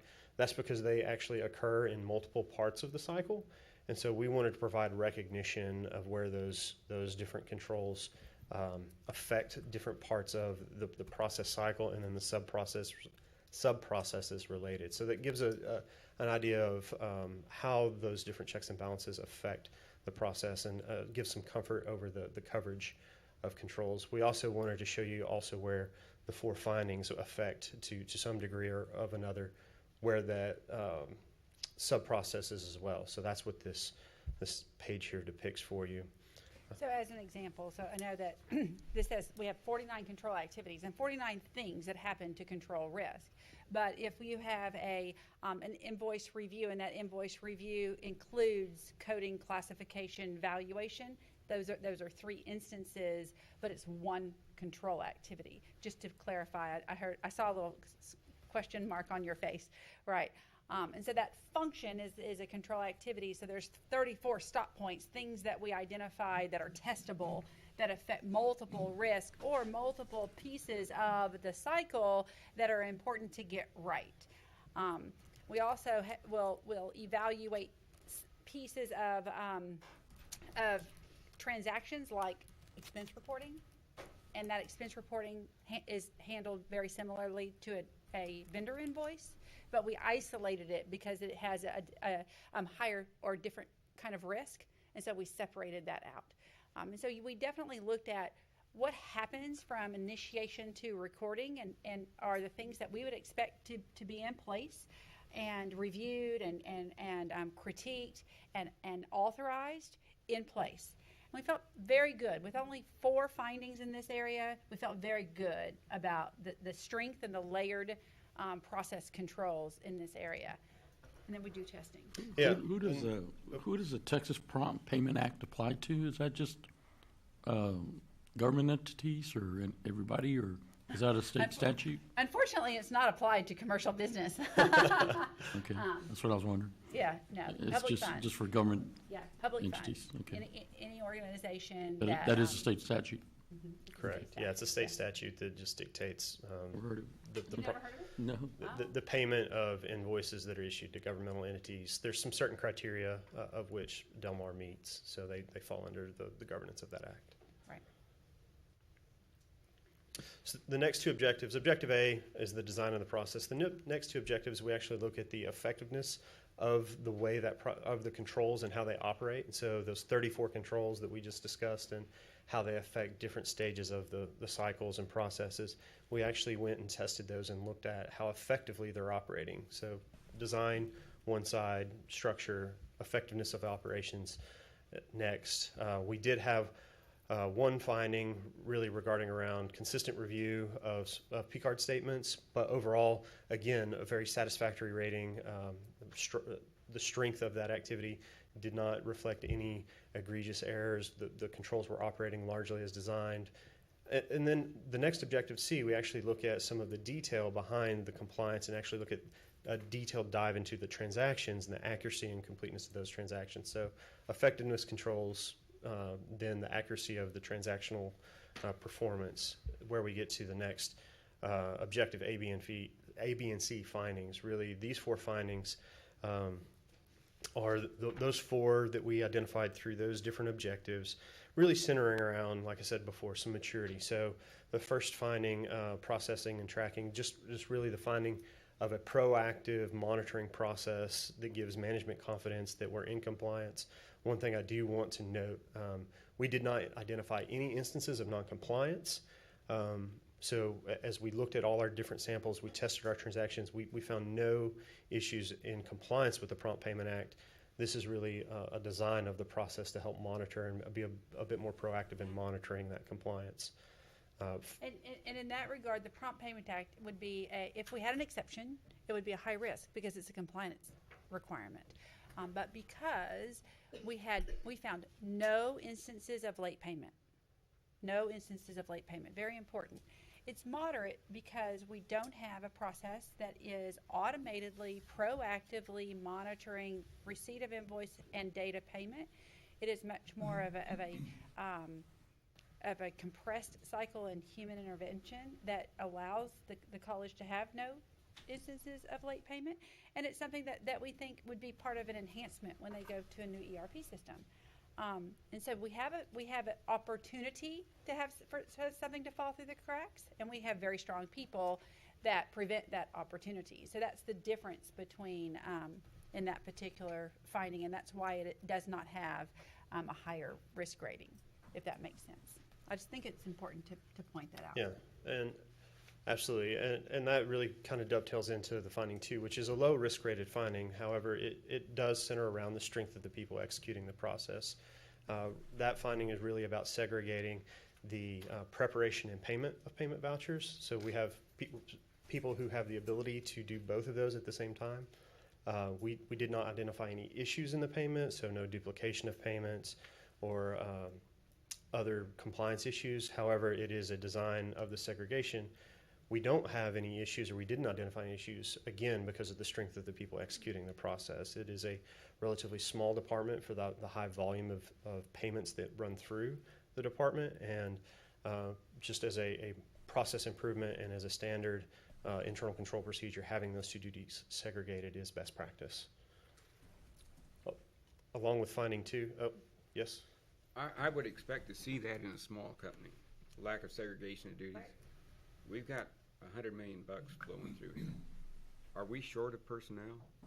We have a small team that handles the volume with little automation. And so my answer is we have a small team, but they do a very good job.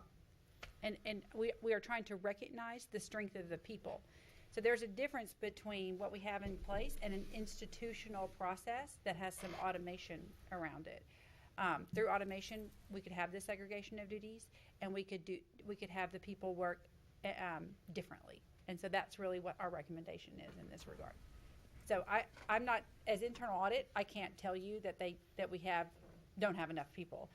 The volume is handled. It's handled with accuracy, and we have very strong people. But it's not segregated. And so that's why it's a finding, and we didn't say it's okay anyway. That's the difference. We as internal audit want to point it out, and we also test it to determine if that exposure has manifested in an exception, and it has not. It has not, but because of the weakness, it could. It could, yeah. That's why it's here. Right.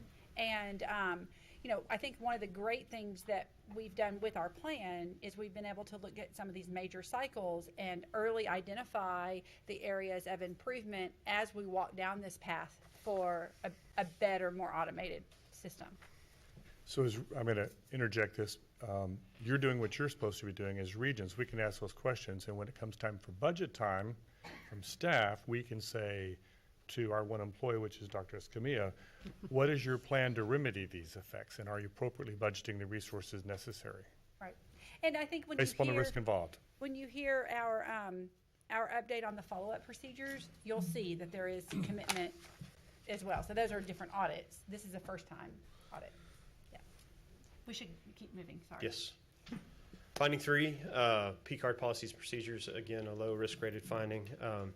While we didn't look at overall governance of the P-card program, there's a lot of other elements. We did look at some of the basics for actually dispersing funds through P-cards. We did identify that there is not a P-card policy in place to establish criteria for the use of them. So that's again a low risk finding. The recommendation is obviously to draft a policy that establishes some governance, but we didn't delve much further past that in this finding for P-cards. So no policy, that doesn't mean no practice. So going back to formality and institutional process versus strong people who have appropriate custody and care, and we found no instances of error. So just, that's why it's low. So just being clear about our testing was very strong in this area, so I don't want it to misrepresent.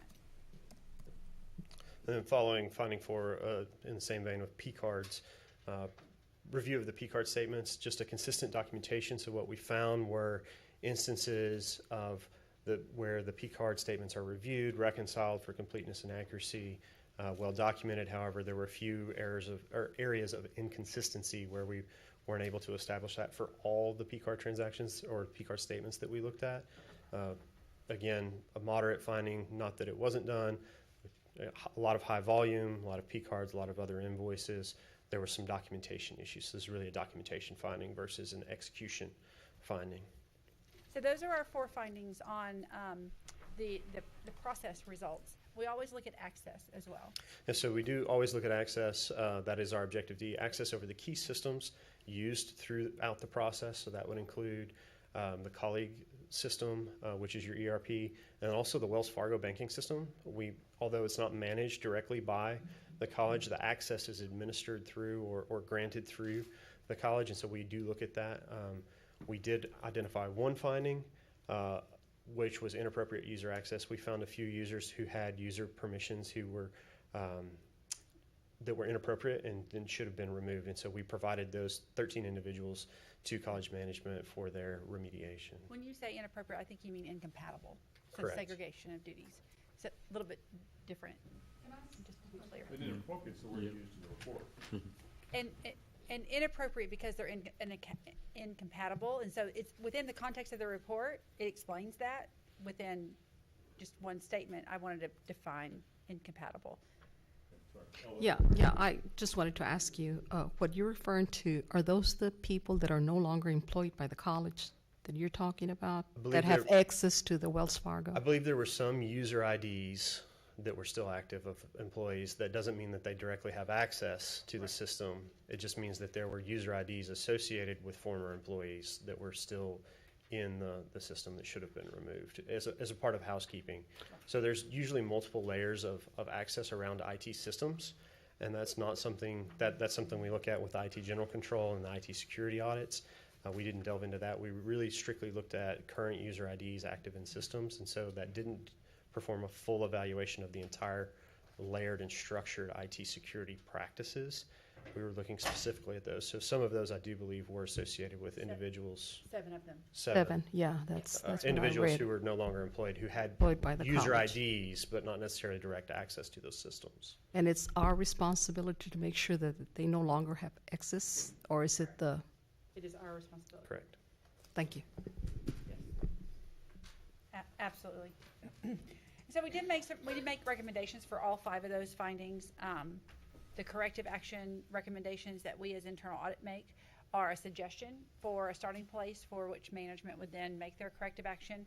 Probably more important is the next page, which is management's response to those 5 findings and their commitment to what is occurring for those 5 findings. We do have a table here. I don't know if Lenora or did you or John want to mention your management responses, or do you want us to cover them? I think that They're clear? They're clear. Okay. Y'all did a good job. We worked back and forth with you. All right, Dan will cover them. Yep. Yeah, so some of the responses there, just with finding one, evaluating colleague and the use and practice. So the suggestion or our recommendation was really about automation. Management accepted and recognized that as well. And so they're investigating how colleague might be able to be configured while there's still an ongoing consideration of new ERPs to further automate. But how can we use our existing tools and existing systems to automate that process so that we can ensure compliance with the Prompt Payment Act, have a little bit more proactive recognition and proactive activity to do that. Under finding 2, the AP processing, they've implemented, management's represented that they've implemented, we haven't validated yet, but they've represented that they've implemented a secondary review prior to paying out invoices. So if we cannot segregate, there's 2 ways to do that. There's a segregation of duties, and there's also a layering on of a secondary monitoring control. That's how management has elected to address the finding, or how they've represented to do that. So there's two ways to skin that cat, if you will, either segregation or monitoring, and they've elected monitoring. P-card policies and procedures, it's our understanding that they've drafted policies and procedures to then govern the P-card process, and so they're still to roll those out and distribute those, but those are being in works right now. The review of the P-card statements prior to processing, they're working with the stakeholders that supply those, so there's a little bit of coordination throughout the college, and so there's some timing issues that they're working through to then include that and layer that to have a timely review and include all documentation associated with those reviews. And then for the user access, from our understanding of what they've represented to us is that they are in the process or have already removed those user IDs for those individuals or restructured that. That's the question I have about this. It can't take that long to remove user IDs. I'd want a representation today that that's been made. That's a big deal. High risk, people getting into a banking system. Is that, okay. Then that should have really been in the management response. That's done, and now we're working on broader procedures to make sure it doesn't happen again. Right. Okay.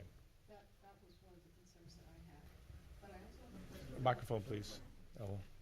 What I was saying is that was one of the concerns that I have, but I have a question for Dr. Scamilla on this P-card policy. Will that come to the board, or is something that you're just working on? The number 3, that accounts payable has developed a P-card policy. Is it a policy? So it wouldn't policy. It's likely an A policy that, let me see which is currently being. That's, if I remember that one correctly, it's an operational A policy. So it doesn't come to the board. We don't get to review it. It would come as a notification on the A side. It's not a contract with a P-card company or anything like that, so.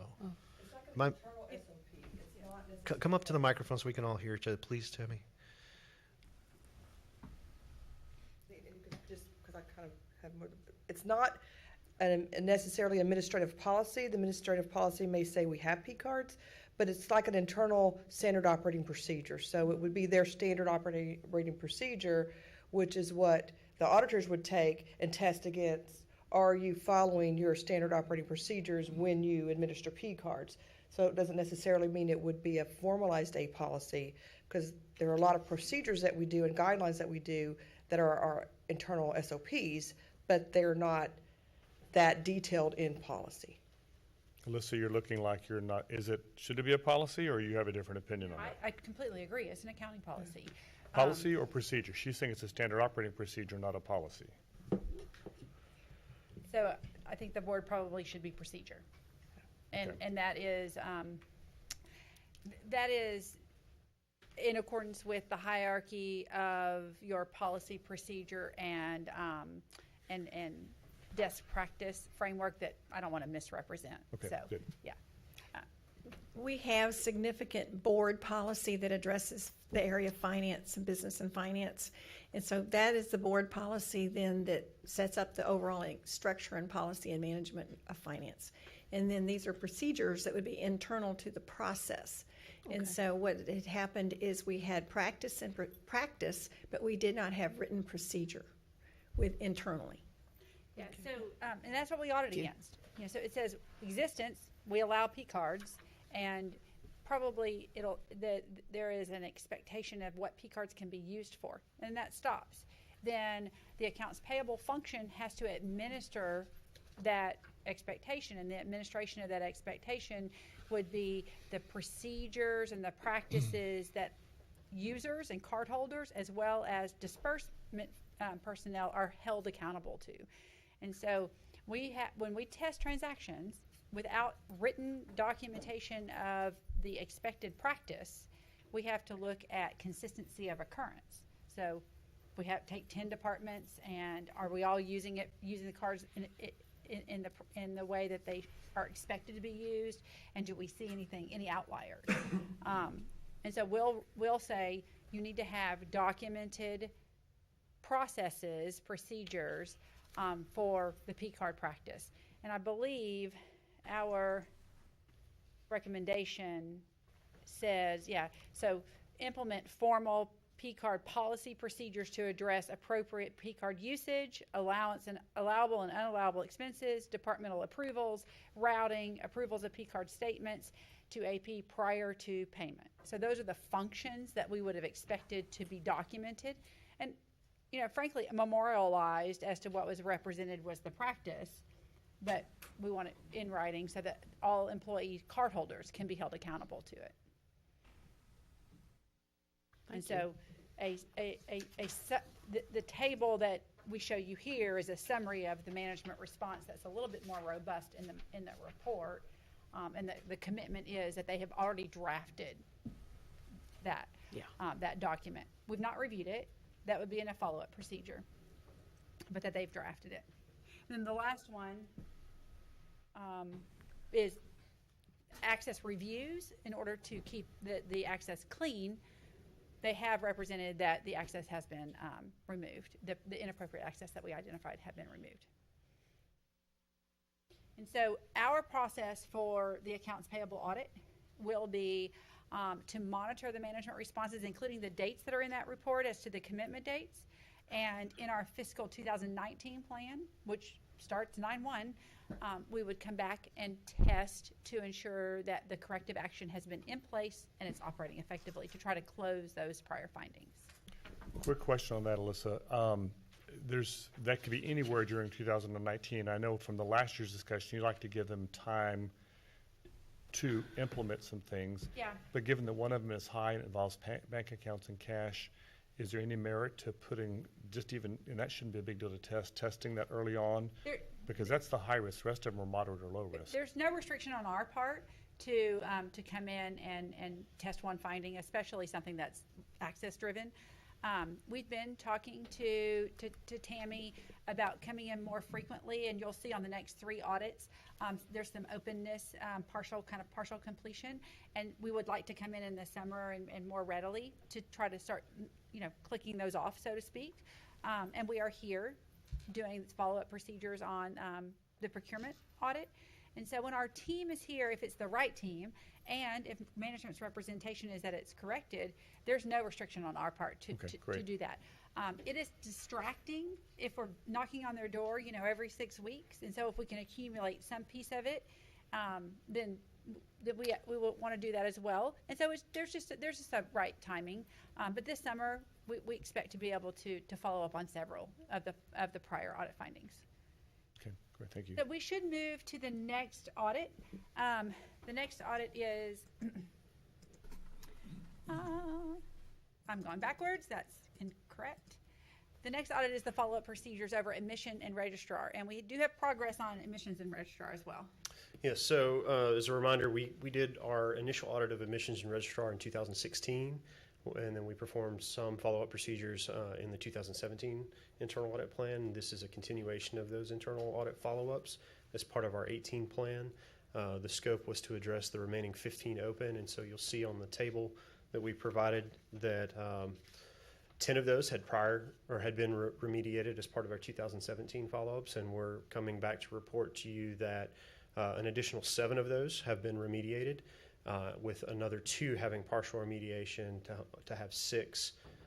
So those 2 partially remediated and then 6 additional that need continued action to remediate. Of those 2 partially remediated, which center around data entry review and accuracy of data entered in colleague for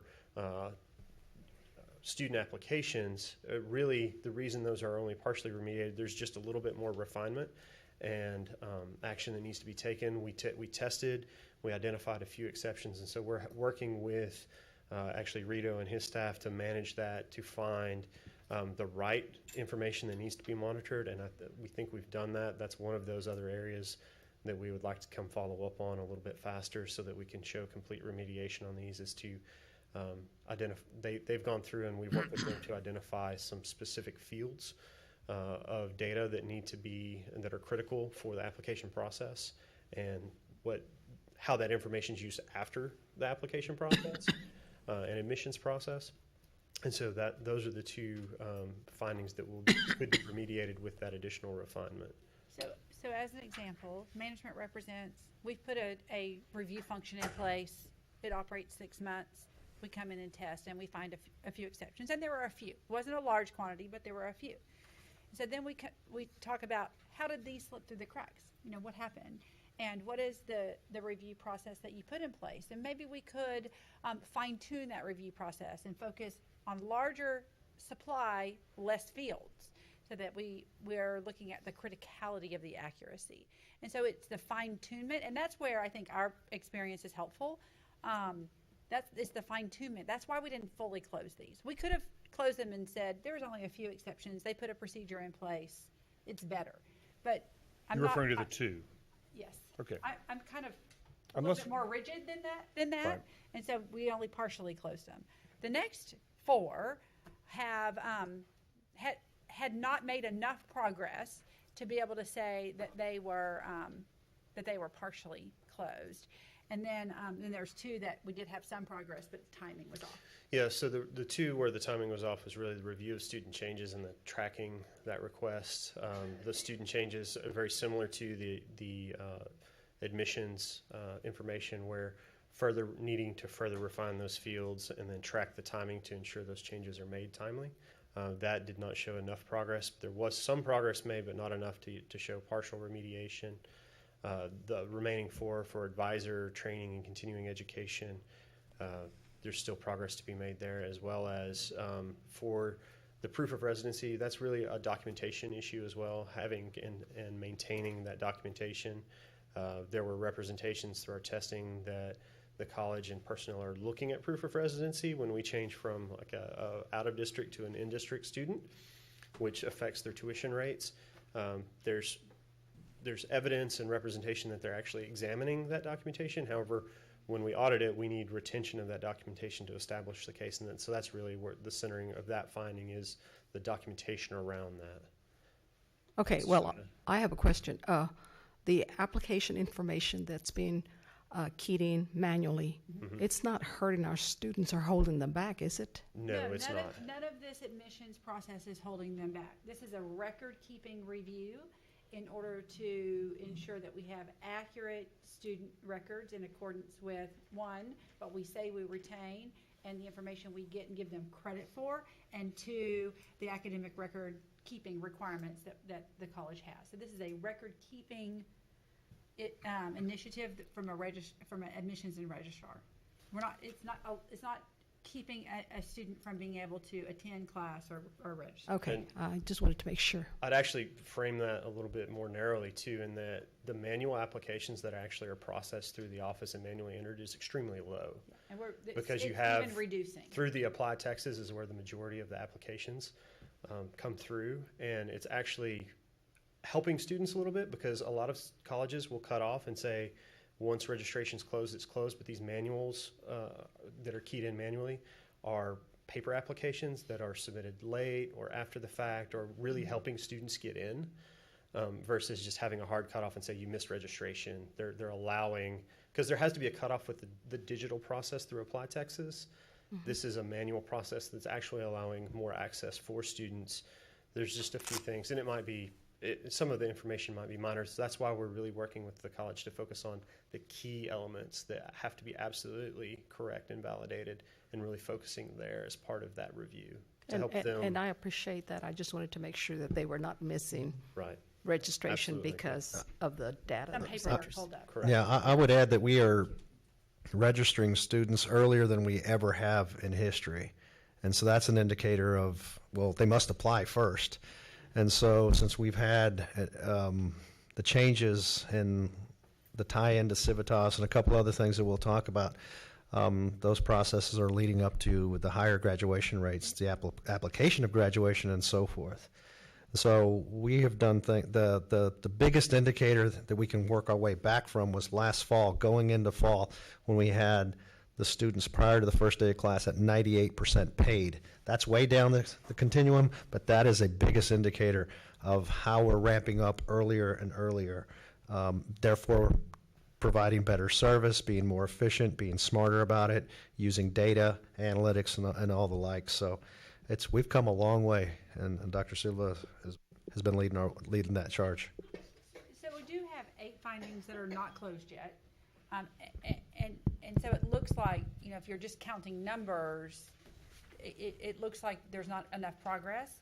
But we as internal audit are interactive with the process owners and really tapping into the remediation, what we call remediation, they probably call it, changes or corrective action, to ensure that they're putting in something that's sustainable, that will ultimately get us a higher accuracy. It's not just different, right? So don't just do something different to get the auditors off your back, but do something that's sustainable, that actually will be more accurate and, by the way, potentially become more automated.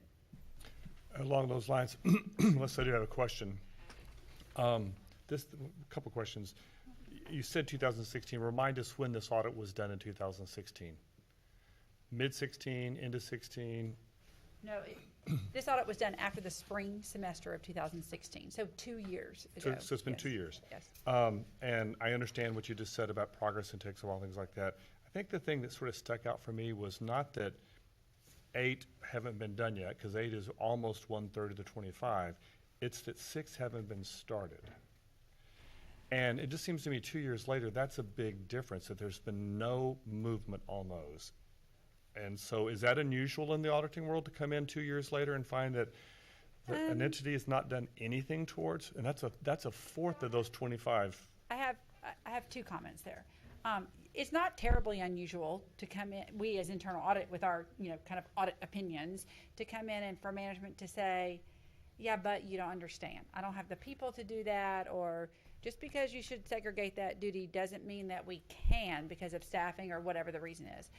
And so we work really hard to get agreement on the findings, and that's why we put management responses in our report to begin with.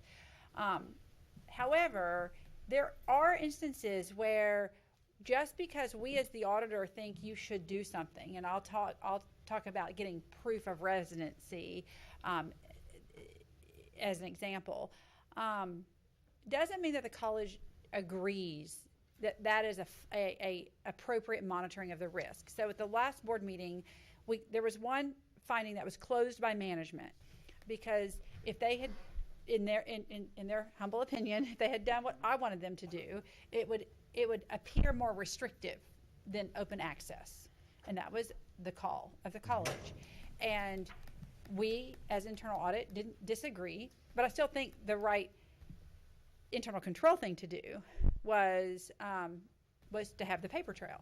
And so that was closed by management, and we all discuss it and make everyone aware that that is an appropriate risk action within their purview, and we move on.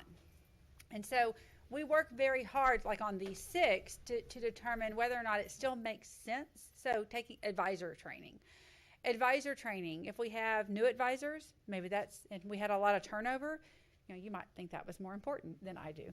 I still think it's important, and so I keep it on the list. But it's not necessarily, just because I have it moderate risk rated, doesn't mean that it's priority 1 over other priorities that happen. So there is a common, to be expected, kind of last 10% that aren't early action closures. And there's typically an operational reason for that then, if it's a red flag to me, I would speak up and I would call Dr. Escamilla and say, there's a problem here. And that hasn't happened because we're constantly talking about these things. So I don't want to say that it's uncommon. It is common. And what we want to make sure that the things that are most impactful and most directly related to the mission. So admissions is being able to administer the admission of students who want to come here. And then compliance, being able to be compliant with the requirements that we're obligated to. If those 2 things were at risk, then I would have a different reaction, and we would have a different response. So I appreciate you saying that you would always be sure to point out if there's high risk, and we, as we said repeatedly to Dr. Escamilla. Now that doesn't mean we don't have conversations like, can't we get this done, and how can we help you? And it just seemed like, you mentioned 10%. Well, it's really 25%. So it does, the raw numbers stick out. Yeah, and so I'm For gonna 2 let- years. Well, if I can clarify something, especially with you being here, Dan. 3, 4, and 17, there's been work being done, so I don't want it to be, nothing's been done the last 2 years. So there's been work on 3, 4, 17. Like Elisa said, we've had conversations. For example, I think one of these findings, I forgot which one it was we were going to look at 1 out of every 50 applicants that came in. Yeah, We've that sat down, we looked at it and said, you know what, That we're was this gonna one. we're gonna refine it a little bit more. We're gonna do 1 out of Find every one. 25, so it could be a little bit more accurate. So there's work being done. So I don't want it to be thought that there's nothing. Okay, so then this may be, I love the way our PR expert on the panel always tells us about the story we tell and selling it. If you go back to the grid I think it's a slide before this or maybe one before that, keep going back right there. Maybe there needs to be a column that says between partially remediated and open that says has started. Well, we definitely could add a category Because it for sounds not like there hadn't been started. any started, so I think the college is taking a ding for not having started anything on 6 items. So in effect, if you started on 3 of those, I want y'all to have credit for that. Yeah, and our measurement is if Rito doesn't assert to us, we are ready for you to come close this. We, management, assert to you that we have cleared this risk, whatever that is. Then we don't perform any follow-up. And there were 6 that we didn't perform any follow-up because that assertion, that confident assertion wasn't there.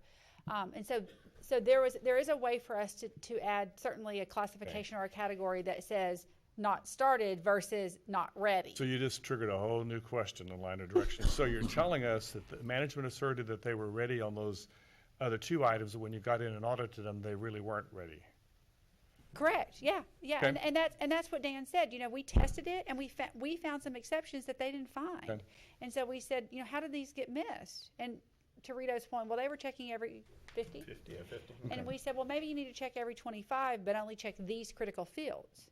So Okay, yeah, you've yeah. answered my questions. I want to make sure, because we got lots more to cover, but that's to me, that was the biggest thing that stuck out in this report. And I thank you for giving me the opportunity. I just wanted to make sure that we, like you said, got the credit to. I don't want you to think that nothing had been done with those. They're being done, and the word that Lisa used, refinement. We've been refining the process we go through. If we need to, we had talked about going 1 to 10, but we're not going to go to 1 out of 10 until we do a testing. Just to remind the regents and everyone in the audience and everyone watching is that this is the first, I don't know if this one is, but this is the first time many of these areas have been audited or haven't been audited in a long time. So we are really playing catch up on some of this stuff, and it's a learning curve for everyone. And I do want to take the time to say, I heard, at least I can't speak for anyone else's, but my direct questioning is should not be construed as unhappy or disapproval of staff, because I know we're just getting started. I just want to make sure we continue the progress and that we give any resources to the college necessary to do this, because this is important work. It's not fun, it's not interesting, it's not sexy, but it's important work. And it is interesting. Well, Give me interesting. one of those words, please. Yeah. Mr. McCampbell, can I just ask a real quick question that requires a real quick answer? When you select, Dr. Silva, when you select the students that you're going to review, do you select them at random or at random? Okay. Told you it was an easy question. Thank you. And, Mr. Chairman, I would go in defense of any school, any public school. For instance, look at the hiccup we had with students coming in late because of the hurricane. That may show in this audit that they have.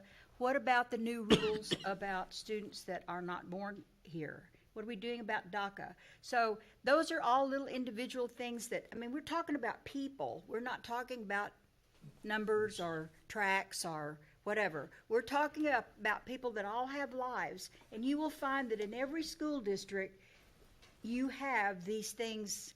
And I'm very surprised and greatly pleased that that's the only problems, that I know I did the math on that. That's 10%. No, it's 25%. So, and as long as we're working on it, tomorrow it might be totally different.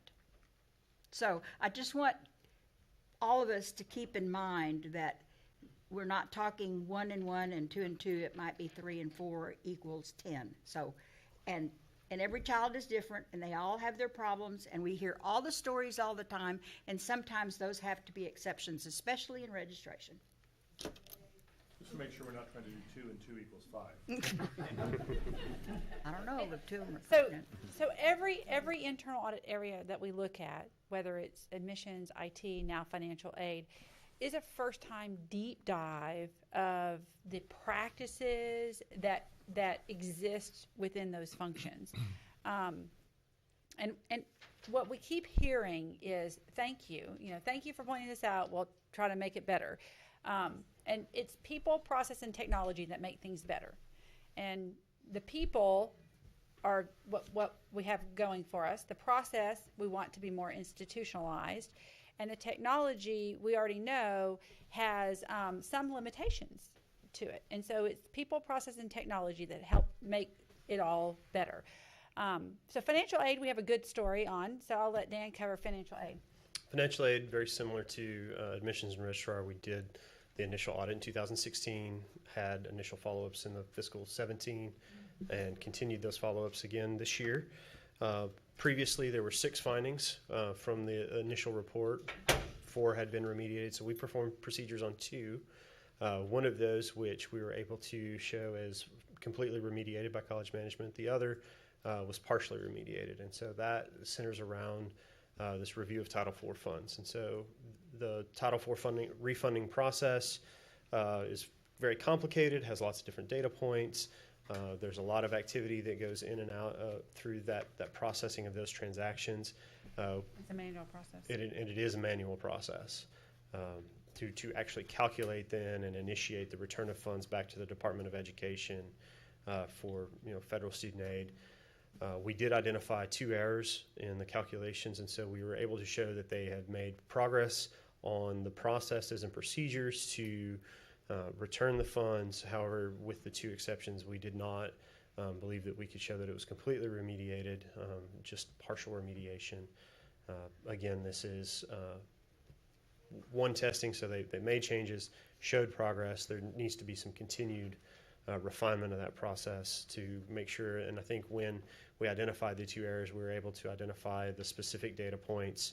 The dollar amount is not a large dollar amount. Immaterial dollar amount. However, just to increase the accuracy, we think there could be some additional refinement, and highlighted where we think those areas could be as part of identifying the 2 exceptions. And so we leave this partially remediated because we want to come back and retest it. We want to come back and test that the accuracy has improved. And so that is expected to occur this summer. And so we'll come back to you on this one. The next follow-up and then the final follow-up that we have to present to you today is over human resources. And so in 2017, we did the initial audit, so that was just last year. This is our first set of follow-up procedures. We came in December and were able to follow up and work with management on those. Of the 9 findings from the initial audit, we were able to validate that management has completed remediation on 4 of those. 3 additional ones had shown enough progress to have a partial remediation. And the remaining 2 that were open, we were unable to test just because there were no instances of the transaction occurring during our follow-up period. And so if we can't test it to validate the remediation, that's what we wanted to represent. Not that change hasn't been made, it's just with those 2 instances, there was nothing for us to test because there were no occurrences for us to go through and validate. And we'll walk through those. Of the partially remediated, the first one is around college policies, and so there were several college policies, 7 in fact, that needed to have been updated and to align. 1 of those had been completed as far as the actual update and approval of those policies. However, the remaining 6 are in the process of being drafted and reviewed through management to then be brought to you as a board for approval. Findings 3 and 4 were really about timing, centering around pre-employment check for all employees and then a separation checklist. And so those 2, while progress has been made, there were still some timing issues of the occurrences of when those 2 procedures, the pre-employment and the separation checklist, were completed. Again, I think because of when we came in, just allowing that process to mature a little bit more, to be better established, will show more progression and more implementation for us to be able to close out when we follow up again. And then the finding 2 that were open due to no occurrences being available were really about performance evaluations. That's solely due to the fact that performance evaluations had not occurred through the normal cycle of college operations yet, so we had no ability to test and follow up on the completion of those. Yes, so we were here in December. And the occurrence wasn't going to happen until April. And so we didn't want to wait on all the rest of the findings, and so we've just left this one open, and we'll come back and look at the occurrence, since it's an annual activity. And then similar to that, the employee grievance process, there had been no grievances submitted through December when we performed our testing, so there was no ability to follow up on the documentation, which from a college standpoint is really positive that we're not able to perform that procedure because of the lack of grievances. So in this case, no news is good news. In this case, no news is good news, yes. And so that, our recommendation is to continue the progress made on the three, the policy procedures and the checklist, and then continue forward with the initiation plan for April, the performance evaluation cycle, and then we will come back and retest those that had prior openings. I will say, from a follow-up procedure standpoint, all of the commitment that we expect to be there to close the findings, take them seriously, perform the current activities along with changing, whatever the workflow changes need to occur. We're seeing that. We also, though, want to be able to come in and look at, 3, 4, 5 findings at a time, so that we can be efficient with our interruptive time. And so we're not, like I said, trying to knock on their door every 6 weeks. Okay, we're back for number 1, we're back for number 7, because that can be distracting. So this summer, our goal is to close as many of these findings that are ready in this fiscal year. So when we enter fiscal 2019, even with these deferred audits, that when we come in, we have the opportunity to focus on new internal audits and new learnings as much as possible. And so I know we talked about pushing off grants and information security. We will be here in June timeframe to start performing follow-up procedures on IT. We start in May, I think May 14th, on the prior purchasing procurement internal audit.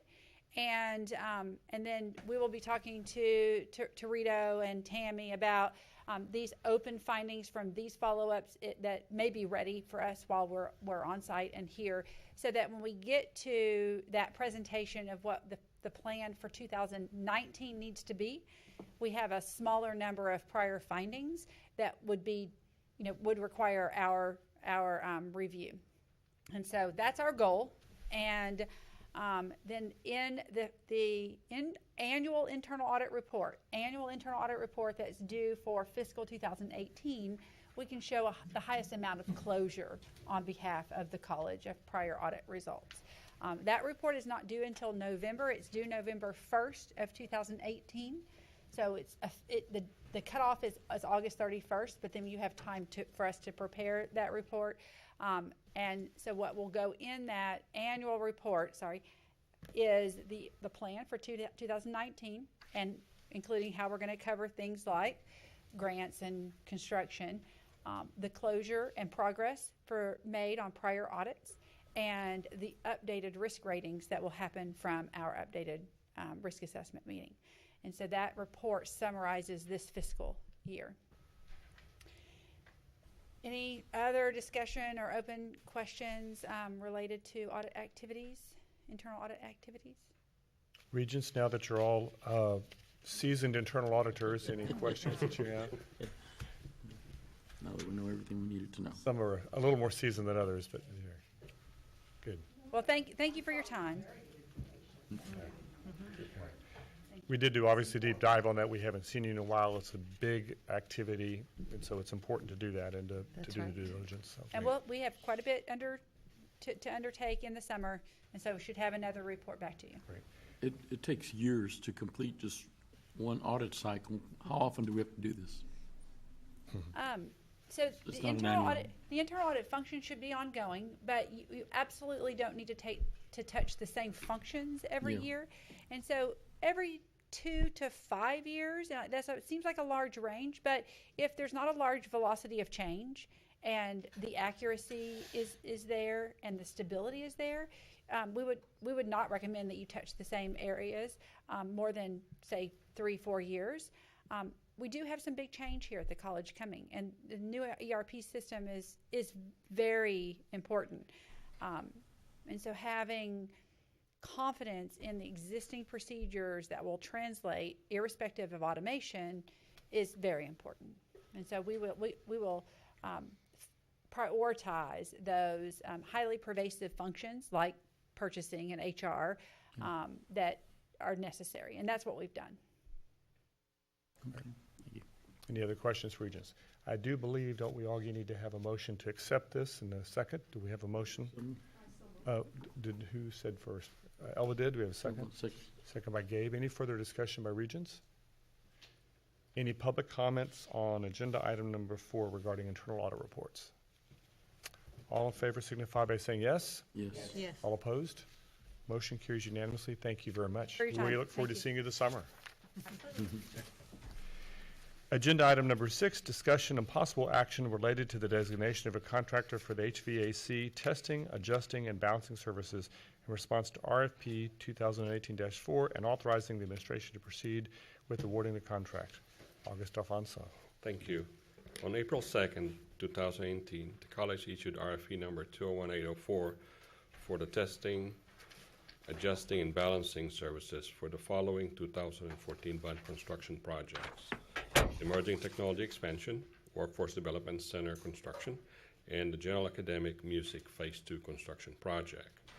The following firms submitted qualification statements and cost proposals for consideration: Campus Engineering Incorporated, PHI Service Agency. The evaluation committee members include the following: Janet Morris, Jeff Huddle, and Robert Duffy. The process was facilitated by David Davila, the director of the purchasing department.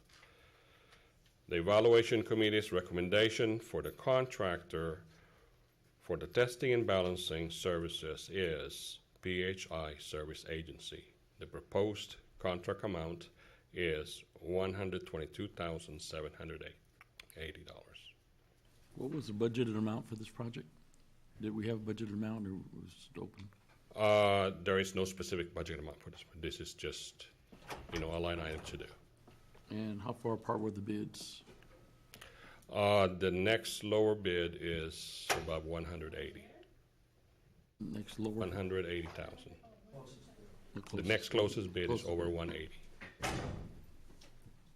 PHI Service Agency is based on San Antonio, but has offices in Alamo, Austin, and Corpus Christi.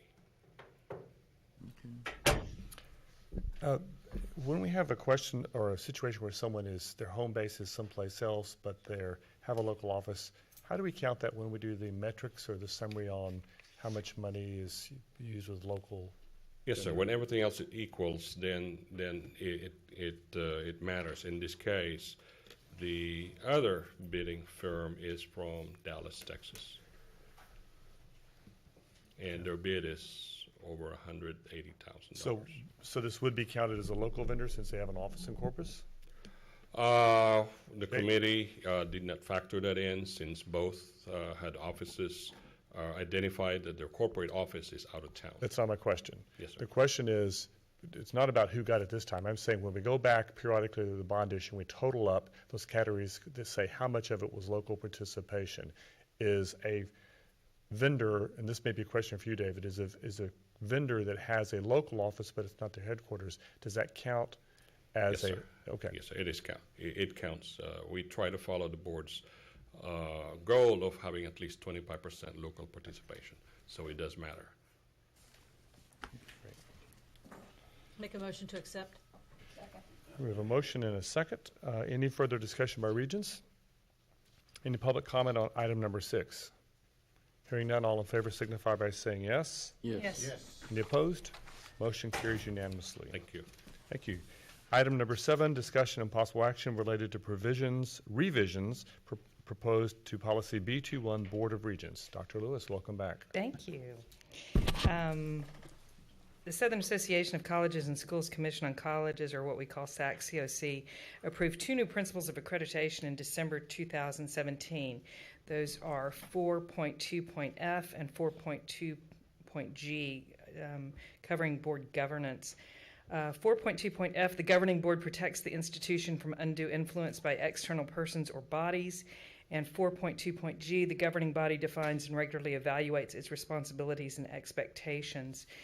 So in accordance with those new standards, I bring to you some revisions to Board Policy B 2.1.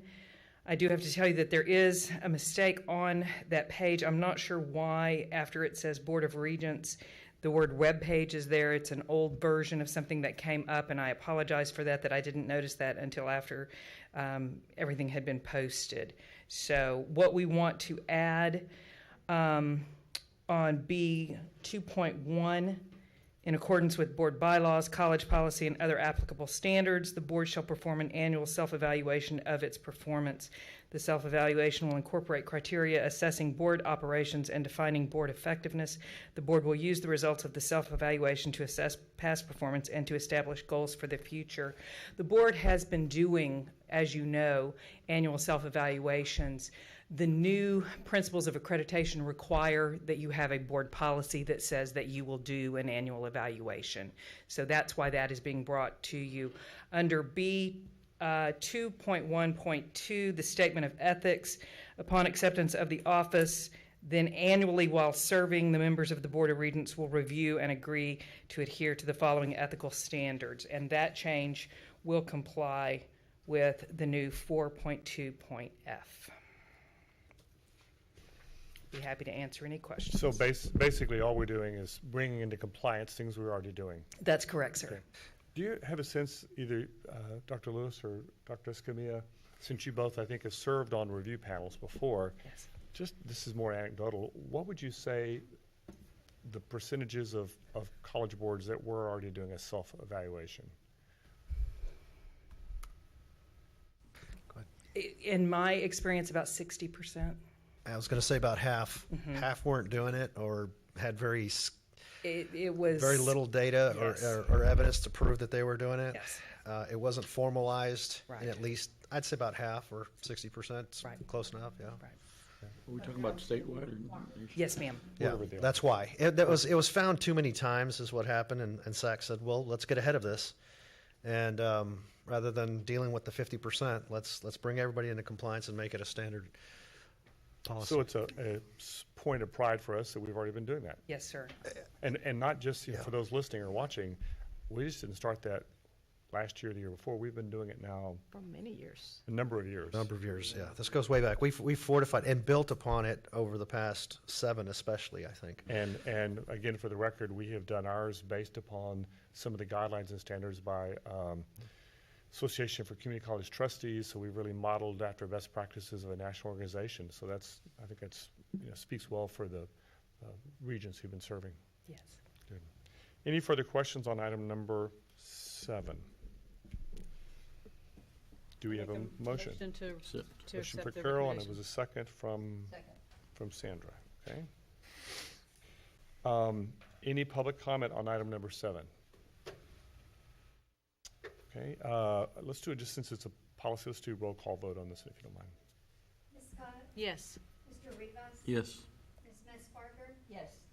Mr. McCampbell? Yes. Ms. Hutchinson? Yes. Mrs. Estrada? Yes. Mr. Bennett? Yes. Dr. Adame? Yes. Motion carries unanimously. Thank you very much. Item number 8, discussion and possible action related to District 4 Regent vacancy. And as Augie is passing out some materials for you, just a reminder, since the last regularly scheduled meeting, we had a resignation from Regent Guy Watts. There was a special meeting held to accept that, and this agenda item is for Augie to lead us through a discussion about the historical process for filling that vacancy. And there will be certainly some things we'll need to decide today, Regents. So with that, I'll turn it over to you, Augie. Augie, do you happen to have another copy of that packet?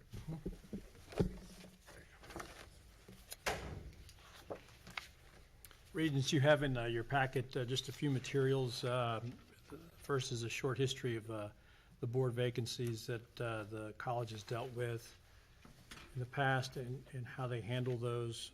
I've also included the excerpt from your bylaws that set out the process, and then a summary right behind that that gives you the specific steps. And then finally, there's a draft announcement to go out if that's what you decide to do today. Take a second to look at that, but basically you have a vacancy in the District 4 spot. It's a single member district spot, and you'll see basically there are 6 steps to take under your bylaws and Texas law to fill the position. First, the candidate for appointment must be a registered voter who resides within the college district. And in the case of a single-member district vacancy, they've got to actually be a resident of that specific district. Next, the board shall announce the vacancy through the news media, including minority language media, and should also be announced to interested agencies and individuals. The board shall determine the period for responding to the announcement, the time being at least 2 weeks. So you've got to announce that and then give the public an opportunity of at least 2 weeks to submit a letter of interest with supporting documentation. Persons interested in being appointed to the board shall submit a resume and supporting documents to the chair. There's nothing formal about it. There's no application or anything else that needs to be filed. Then your bylaws provide that you shall review the resumes and select a number of candidates to be interviewed. Then there's an interview process, and then you make a selection, of course, in a board meeting that's duly noticed and held in accordance with the Texas Open Meetings Act. We followed this process before, and to move forward, I would ask that you formally move to initiate the process in accordance with your bylaws and other Texas law and go forward in that direction. Augie, from the time of the announcement, how much time do they have usually to submit resumes? At least 2 weeks. At least 2 weeks. At least 2 weeks. So, in the past? 2 to 3 weeks. 2 to 3 weeks. It's not been very long. So, Regent, that's, I think, a good starting point. I don't want to make any assumptions. I want to toss out some thoughts and see how y'all respond to that. We can certainly do a special meeting. Our next regularly scheduled meeting, however, is June 12th, I believe, let's everyone double check that. I think that's correct. The 12th, that's the second Tuesday in June. That's right. So we have the option of certainly doing this by June 12th by having whether it's a workshop, special meeting in the morning to interview whatever candidates, or we can, if we wanted to be prepared for a special called meeting prior to that, we can certainly do that. The 12th is actually 5 weeks from today. So it's certainly easy enough to give a 2-week notice. We could even give a 3-week notice if we were shooting towards actually interviewing candidates the morning of the 12th. Does anyone see a reason to try to move it up to a special meeting prior to the 12th? I don't think we need to. I think we can leave it till the 12th. You said that's 3 weeks from the time of the announcement? Well, it depends when we announce. I think the college is ready to announce today or tomorrow. Yeah. In fact, once we vote here in a few minutes, it's effectively been out there initially, right? And the candidate selected will serve out the remainder of the term, which Correct. is 2 years? Correct. 2.5 years effectively. Yeah, 2.5 years. Right. So if we said today that we wanted to review candidates and decide on the 12th, we could actually give 3 weeks period for interest and ask, maybe just because it's an easy date to remember, ask for applications, the submittals to be back by May 31st. That's actually 3 weeks and a couple days. That's an easy way to remember it. A couple things, depending on the number of folks that are interested, do we want to have an opportunity to cull that group down? Let's say there were 20 people that expressed interest. Would we want to maybe allow the executive committee to look at the interested parties and bring the group to 4 or 5 or some number, but something less than a large group. I don't know what the practice has been. I appreciate the history that you provided, Mr. Rivera, on previously, but I don't know if there's usually only been one or two folks that express interest. But if there is a large number, I certainly I would want us to give adequate time to interview what we think might be finalists. The maximum that I remember, and I'm going to look at you two, is 5, I think. 4 or 5. But that doesn't mean this time we wouldn't have 15 or 20. 4 or 5 is doable, particularly even just in a morning session. And if we were going to interview on the 12th and we only had 4 or 5, we could certainly do that. If we ended up with 10 and didn't shortlist it somehow, I think you're right. We would have to probably call a special meeting to do that. So I'm wondering, our agenda review committee is already meeting on the 29th. Could it be that the executive committee, if we had the application deadline sometime prior to that, then the executive committee could look at it and help make a determination a couple weeks in advance of the board meeting? But that's just one way to give us an interim look at the number of applicants. The executive committee would act as a review committee. I would like for all of us to do it as the review committee, because we all know different people from different areas, and it doesn't mean that only you 3 people are going to know that group. That's a good point, right? Yeah. Then you can have you just have to do it as a meeting, So what if we did this? post What if it as we a set special the meeting. deadline as Friday the 25th, which gives 2 weeks from this coming Friday, so it's really 2 and a partial week. Or you could even say Monday the 28th. Which is So that gives someone a weekend. Memorial Day. Okay, then it had to be Tuesday Memorial Day. 29th, correct. And then we would still have time, if we got 10 applicants, more than 5, to call a special meeting to review, or maybe you just call a special meeting and.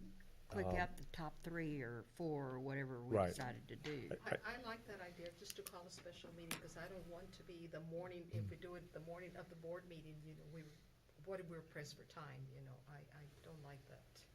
I'd rather that we call a special meeting to review the applications, and like Sandra said, I'd like to see all of them. And we could still set the deadline at the end of June, Thursday the 31st. I just was thinking that might be easy. That still gives us. May. Yeah, sorry, end of May, correct. And then that still gives us That's time to when we call go a special meeting next week. Mm-hmm. Although I don't, Tentatively set when that special meeting is. Tuesday the 8th, which would give us, we'd have the first. Tuesday the 5th. The 5th, Well, I'm not looking at this calendar right, am I? Just so I can. June 5th, yeah. I could do that. Yeah. If we wanted to do that. That sounds good. And then we can decide based upon the number of candidates, maybe what the executive committee, now the only reason to back this up, to Carol's point about so that the 29th, the executive committee could look at it, not to shortlist it, but to make the call about whether to do a special meeting. Or to wait till the 12th. Or we could, yeah. The morning of the 25th. Well, I think the 5th we would hold. I like holding it if we need. The whole day.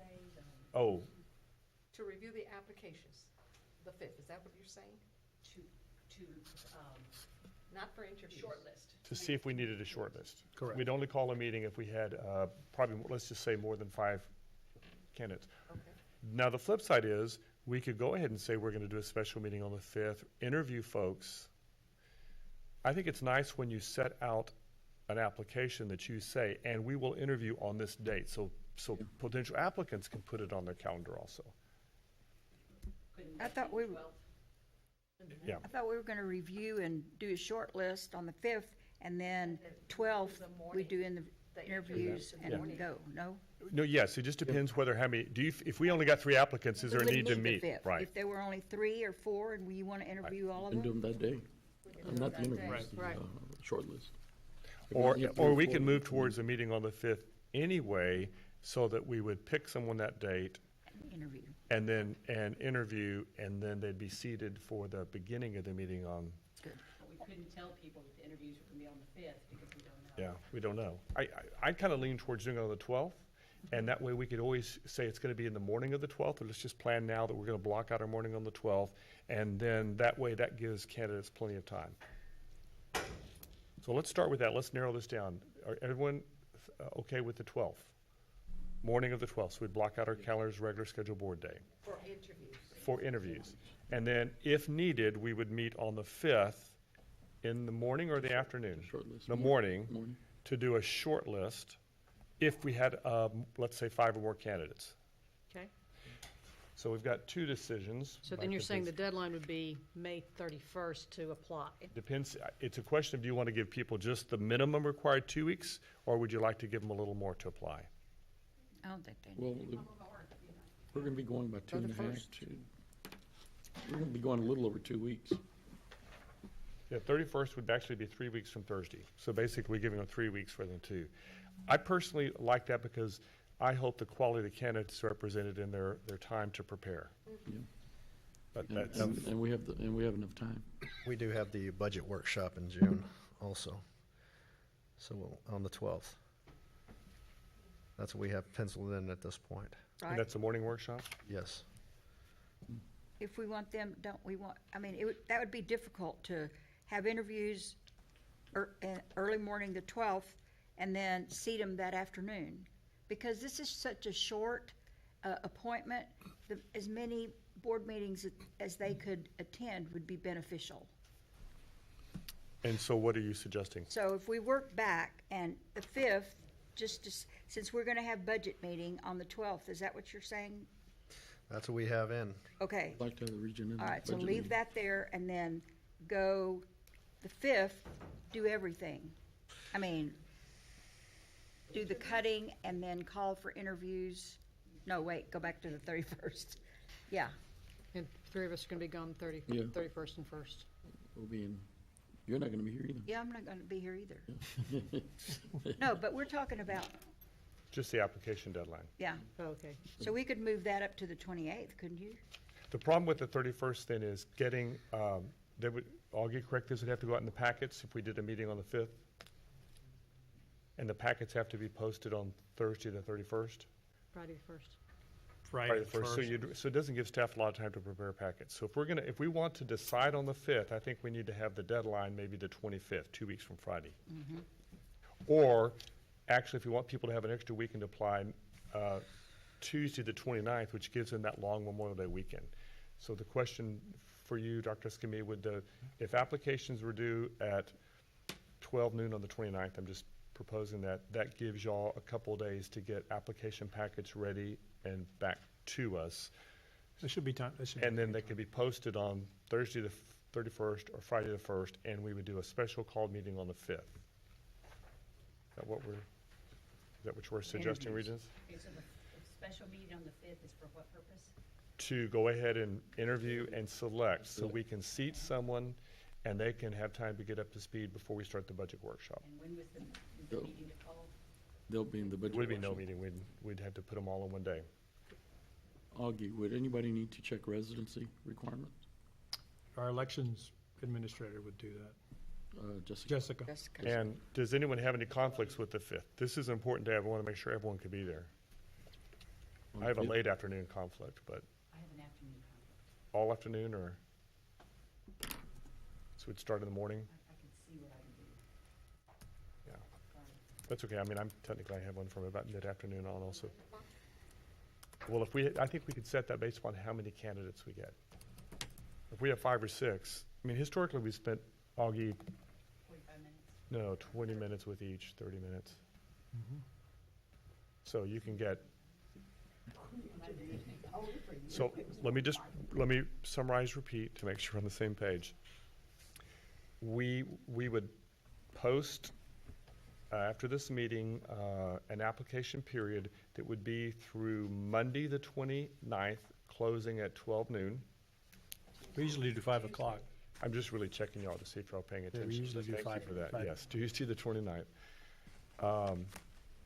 And that would give staff time to get things ready to post the packets by the Thursday evening or Friday morning for a June 5th meeting, which would be morning. Start time to be determined based upon how many applicants we have, since it sounds like there's a couple of afternoon conflicts. And we would meet, review, interview, vote on that day, and therefore they could be sworn in at the beginning of the meeting On the 12th. On the 12th. which would actually be before we start the workshop, so they could participate in the workshop. That sound okay? That's good. And then other than the concerns that Susan has if we go into the afternoon, and I have if we go past, mid-afternoon. Seem okay? Augie, does that take a motion? He gave me some specific language if you're. Okay, that'd be great. Okay. Mr. Chair, I move that we proceed to appoint a replacement to fill the vacancy in the position of District 4 Regent, and that we follow the following steps provided in our bylaws and Texas law, including the announcement of the vacancy and the request for submissions of interest by 5 p.m. on May 29th. And that would actually be probably, do you want 5 p.m. or you want noon, since that's the Tuesday after Memorial Day? 5 p.m. is okay? Okay. Second. And so implicit with that, it's not required in the motion, is we're all agreeing to be here on the 5th for them.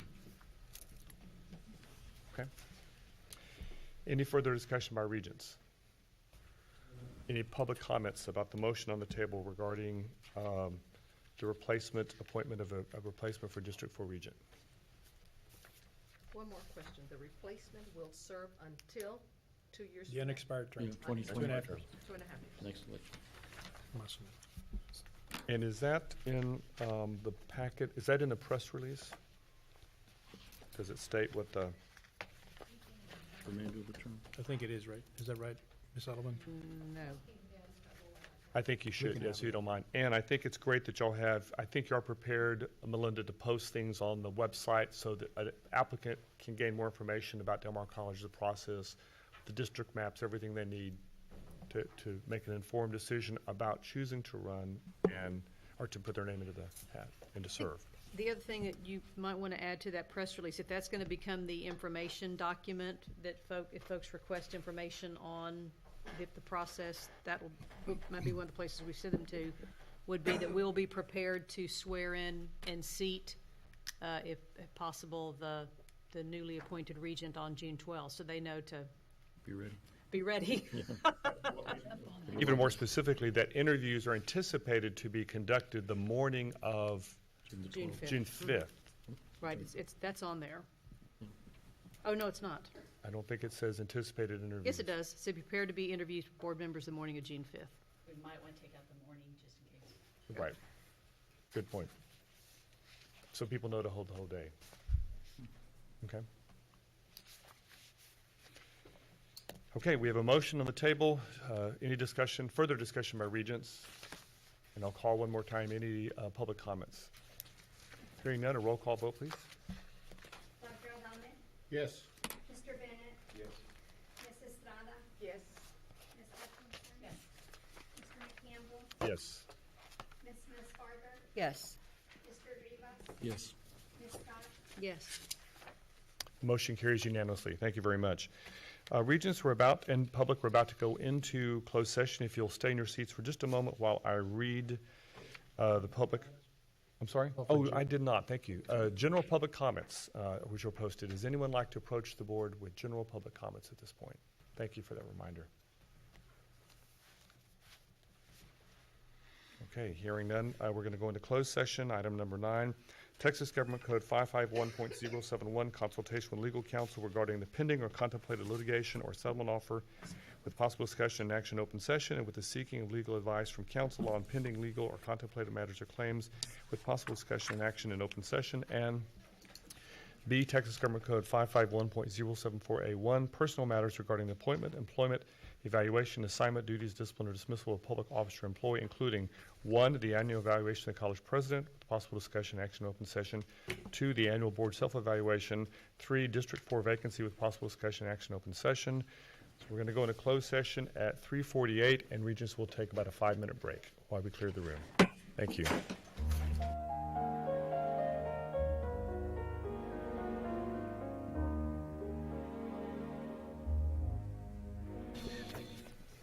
Okay, we are coming out of closed session at 5:09 p.m. and we do not have any actions. So next on the agenda is calendaring, and Regents, you should have at your desk a calendar In June, well, first off, coming up, graduation is this Friday. Correct. Our keynote speaker is Libby Avert, and we need to be there at 6:30. And so that'll be another great opportunity to celebrate student success. So excited about that. June 1st and 2nd is CCAT in conference in Fort Worth. And I believe most of you, I don't know who all's going, but I know most of you have been working, if you are going, with Delia on arrangements, so that's good.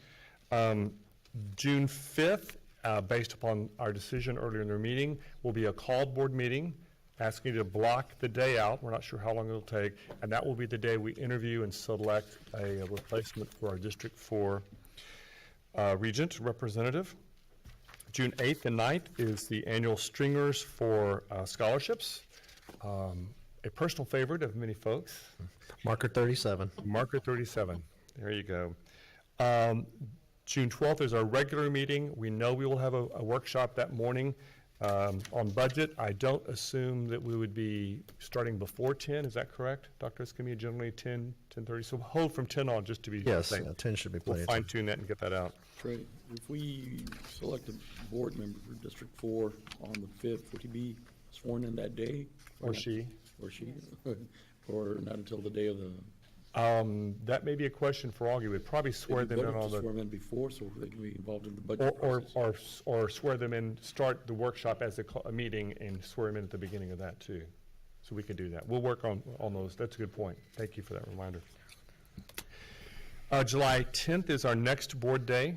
And we don't know yet whether there'll be a workshop, so just hold that open in case. And then the 30th, we start the first of our extra meetings related to budget and tax. That's the noon budget workshop. Yes. And then August, the tax summer conference is the first, and that's in Corpus Christi. Yes. And then the 7th is our board meeting day. And then the 20th and the 23rd at 5:30 p.m. are our budget/tax related hearings, with the 28th at noon, the budget hearing. The 7th would be our board meeting day, or the 14th? Oh, that's a good question. Is that, Okay, it would be the 14th. it's the 4th. Okay. Oh, looky there. What is on the 4th, Mr. McCampbell? The TAC, Summer, that's the annual conference for the presidents. It'll be here at the Omni, and we'll have receptions. I would encourage everyone to come to the receptions. The meetings may not all be they won't allow everyone in all the meetings. It'll be for the membership only.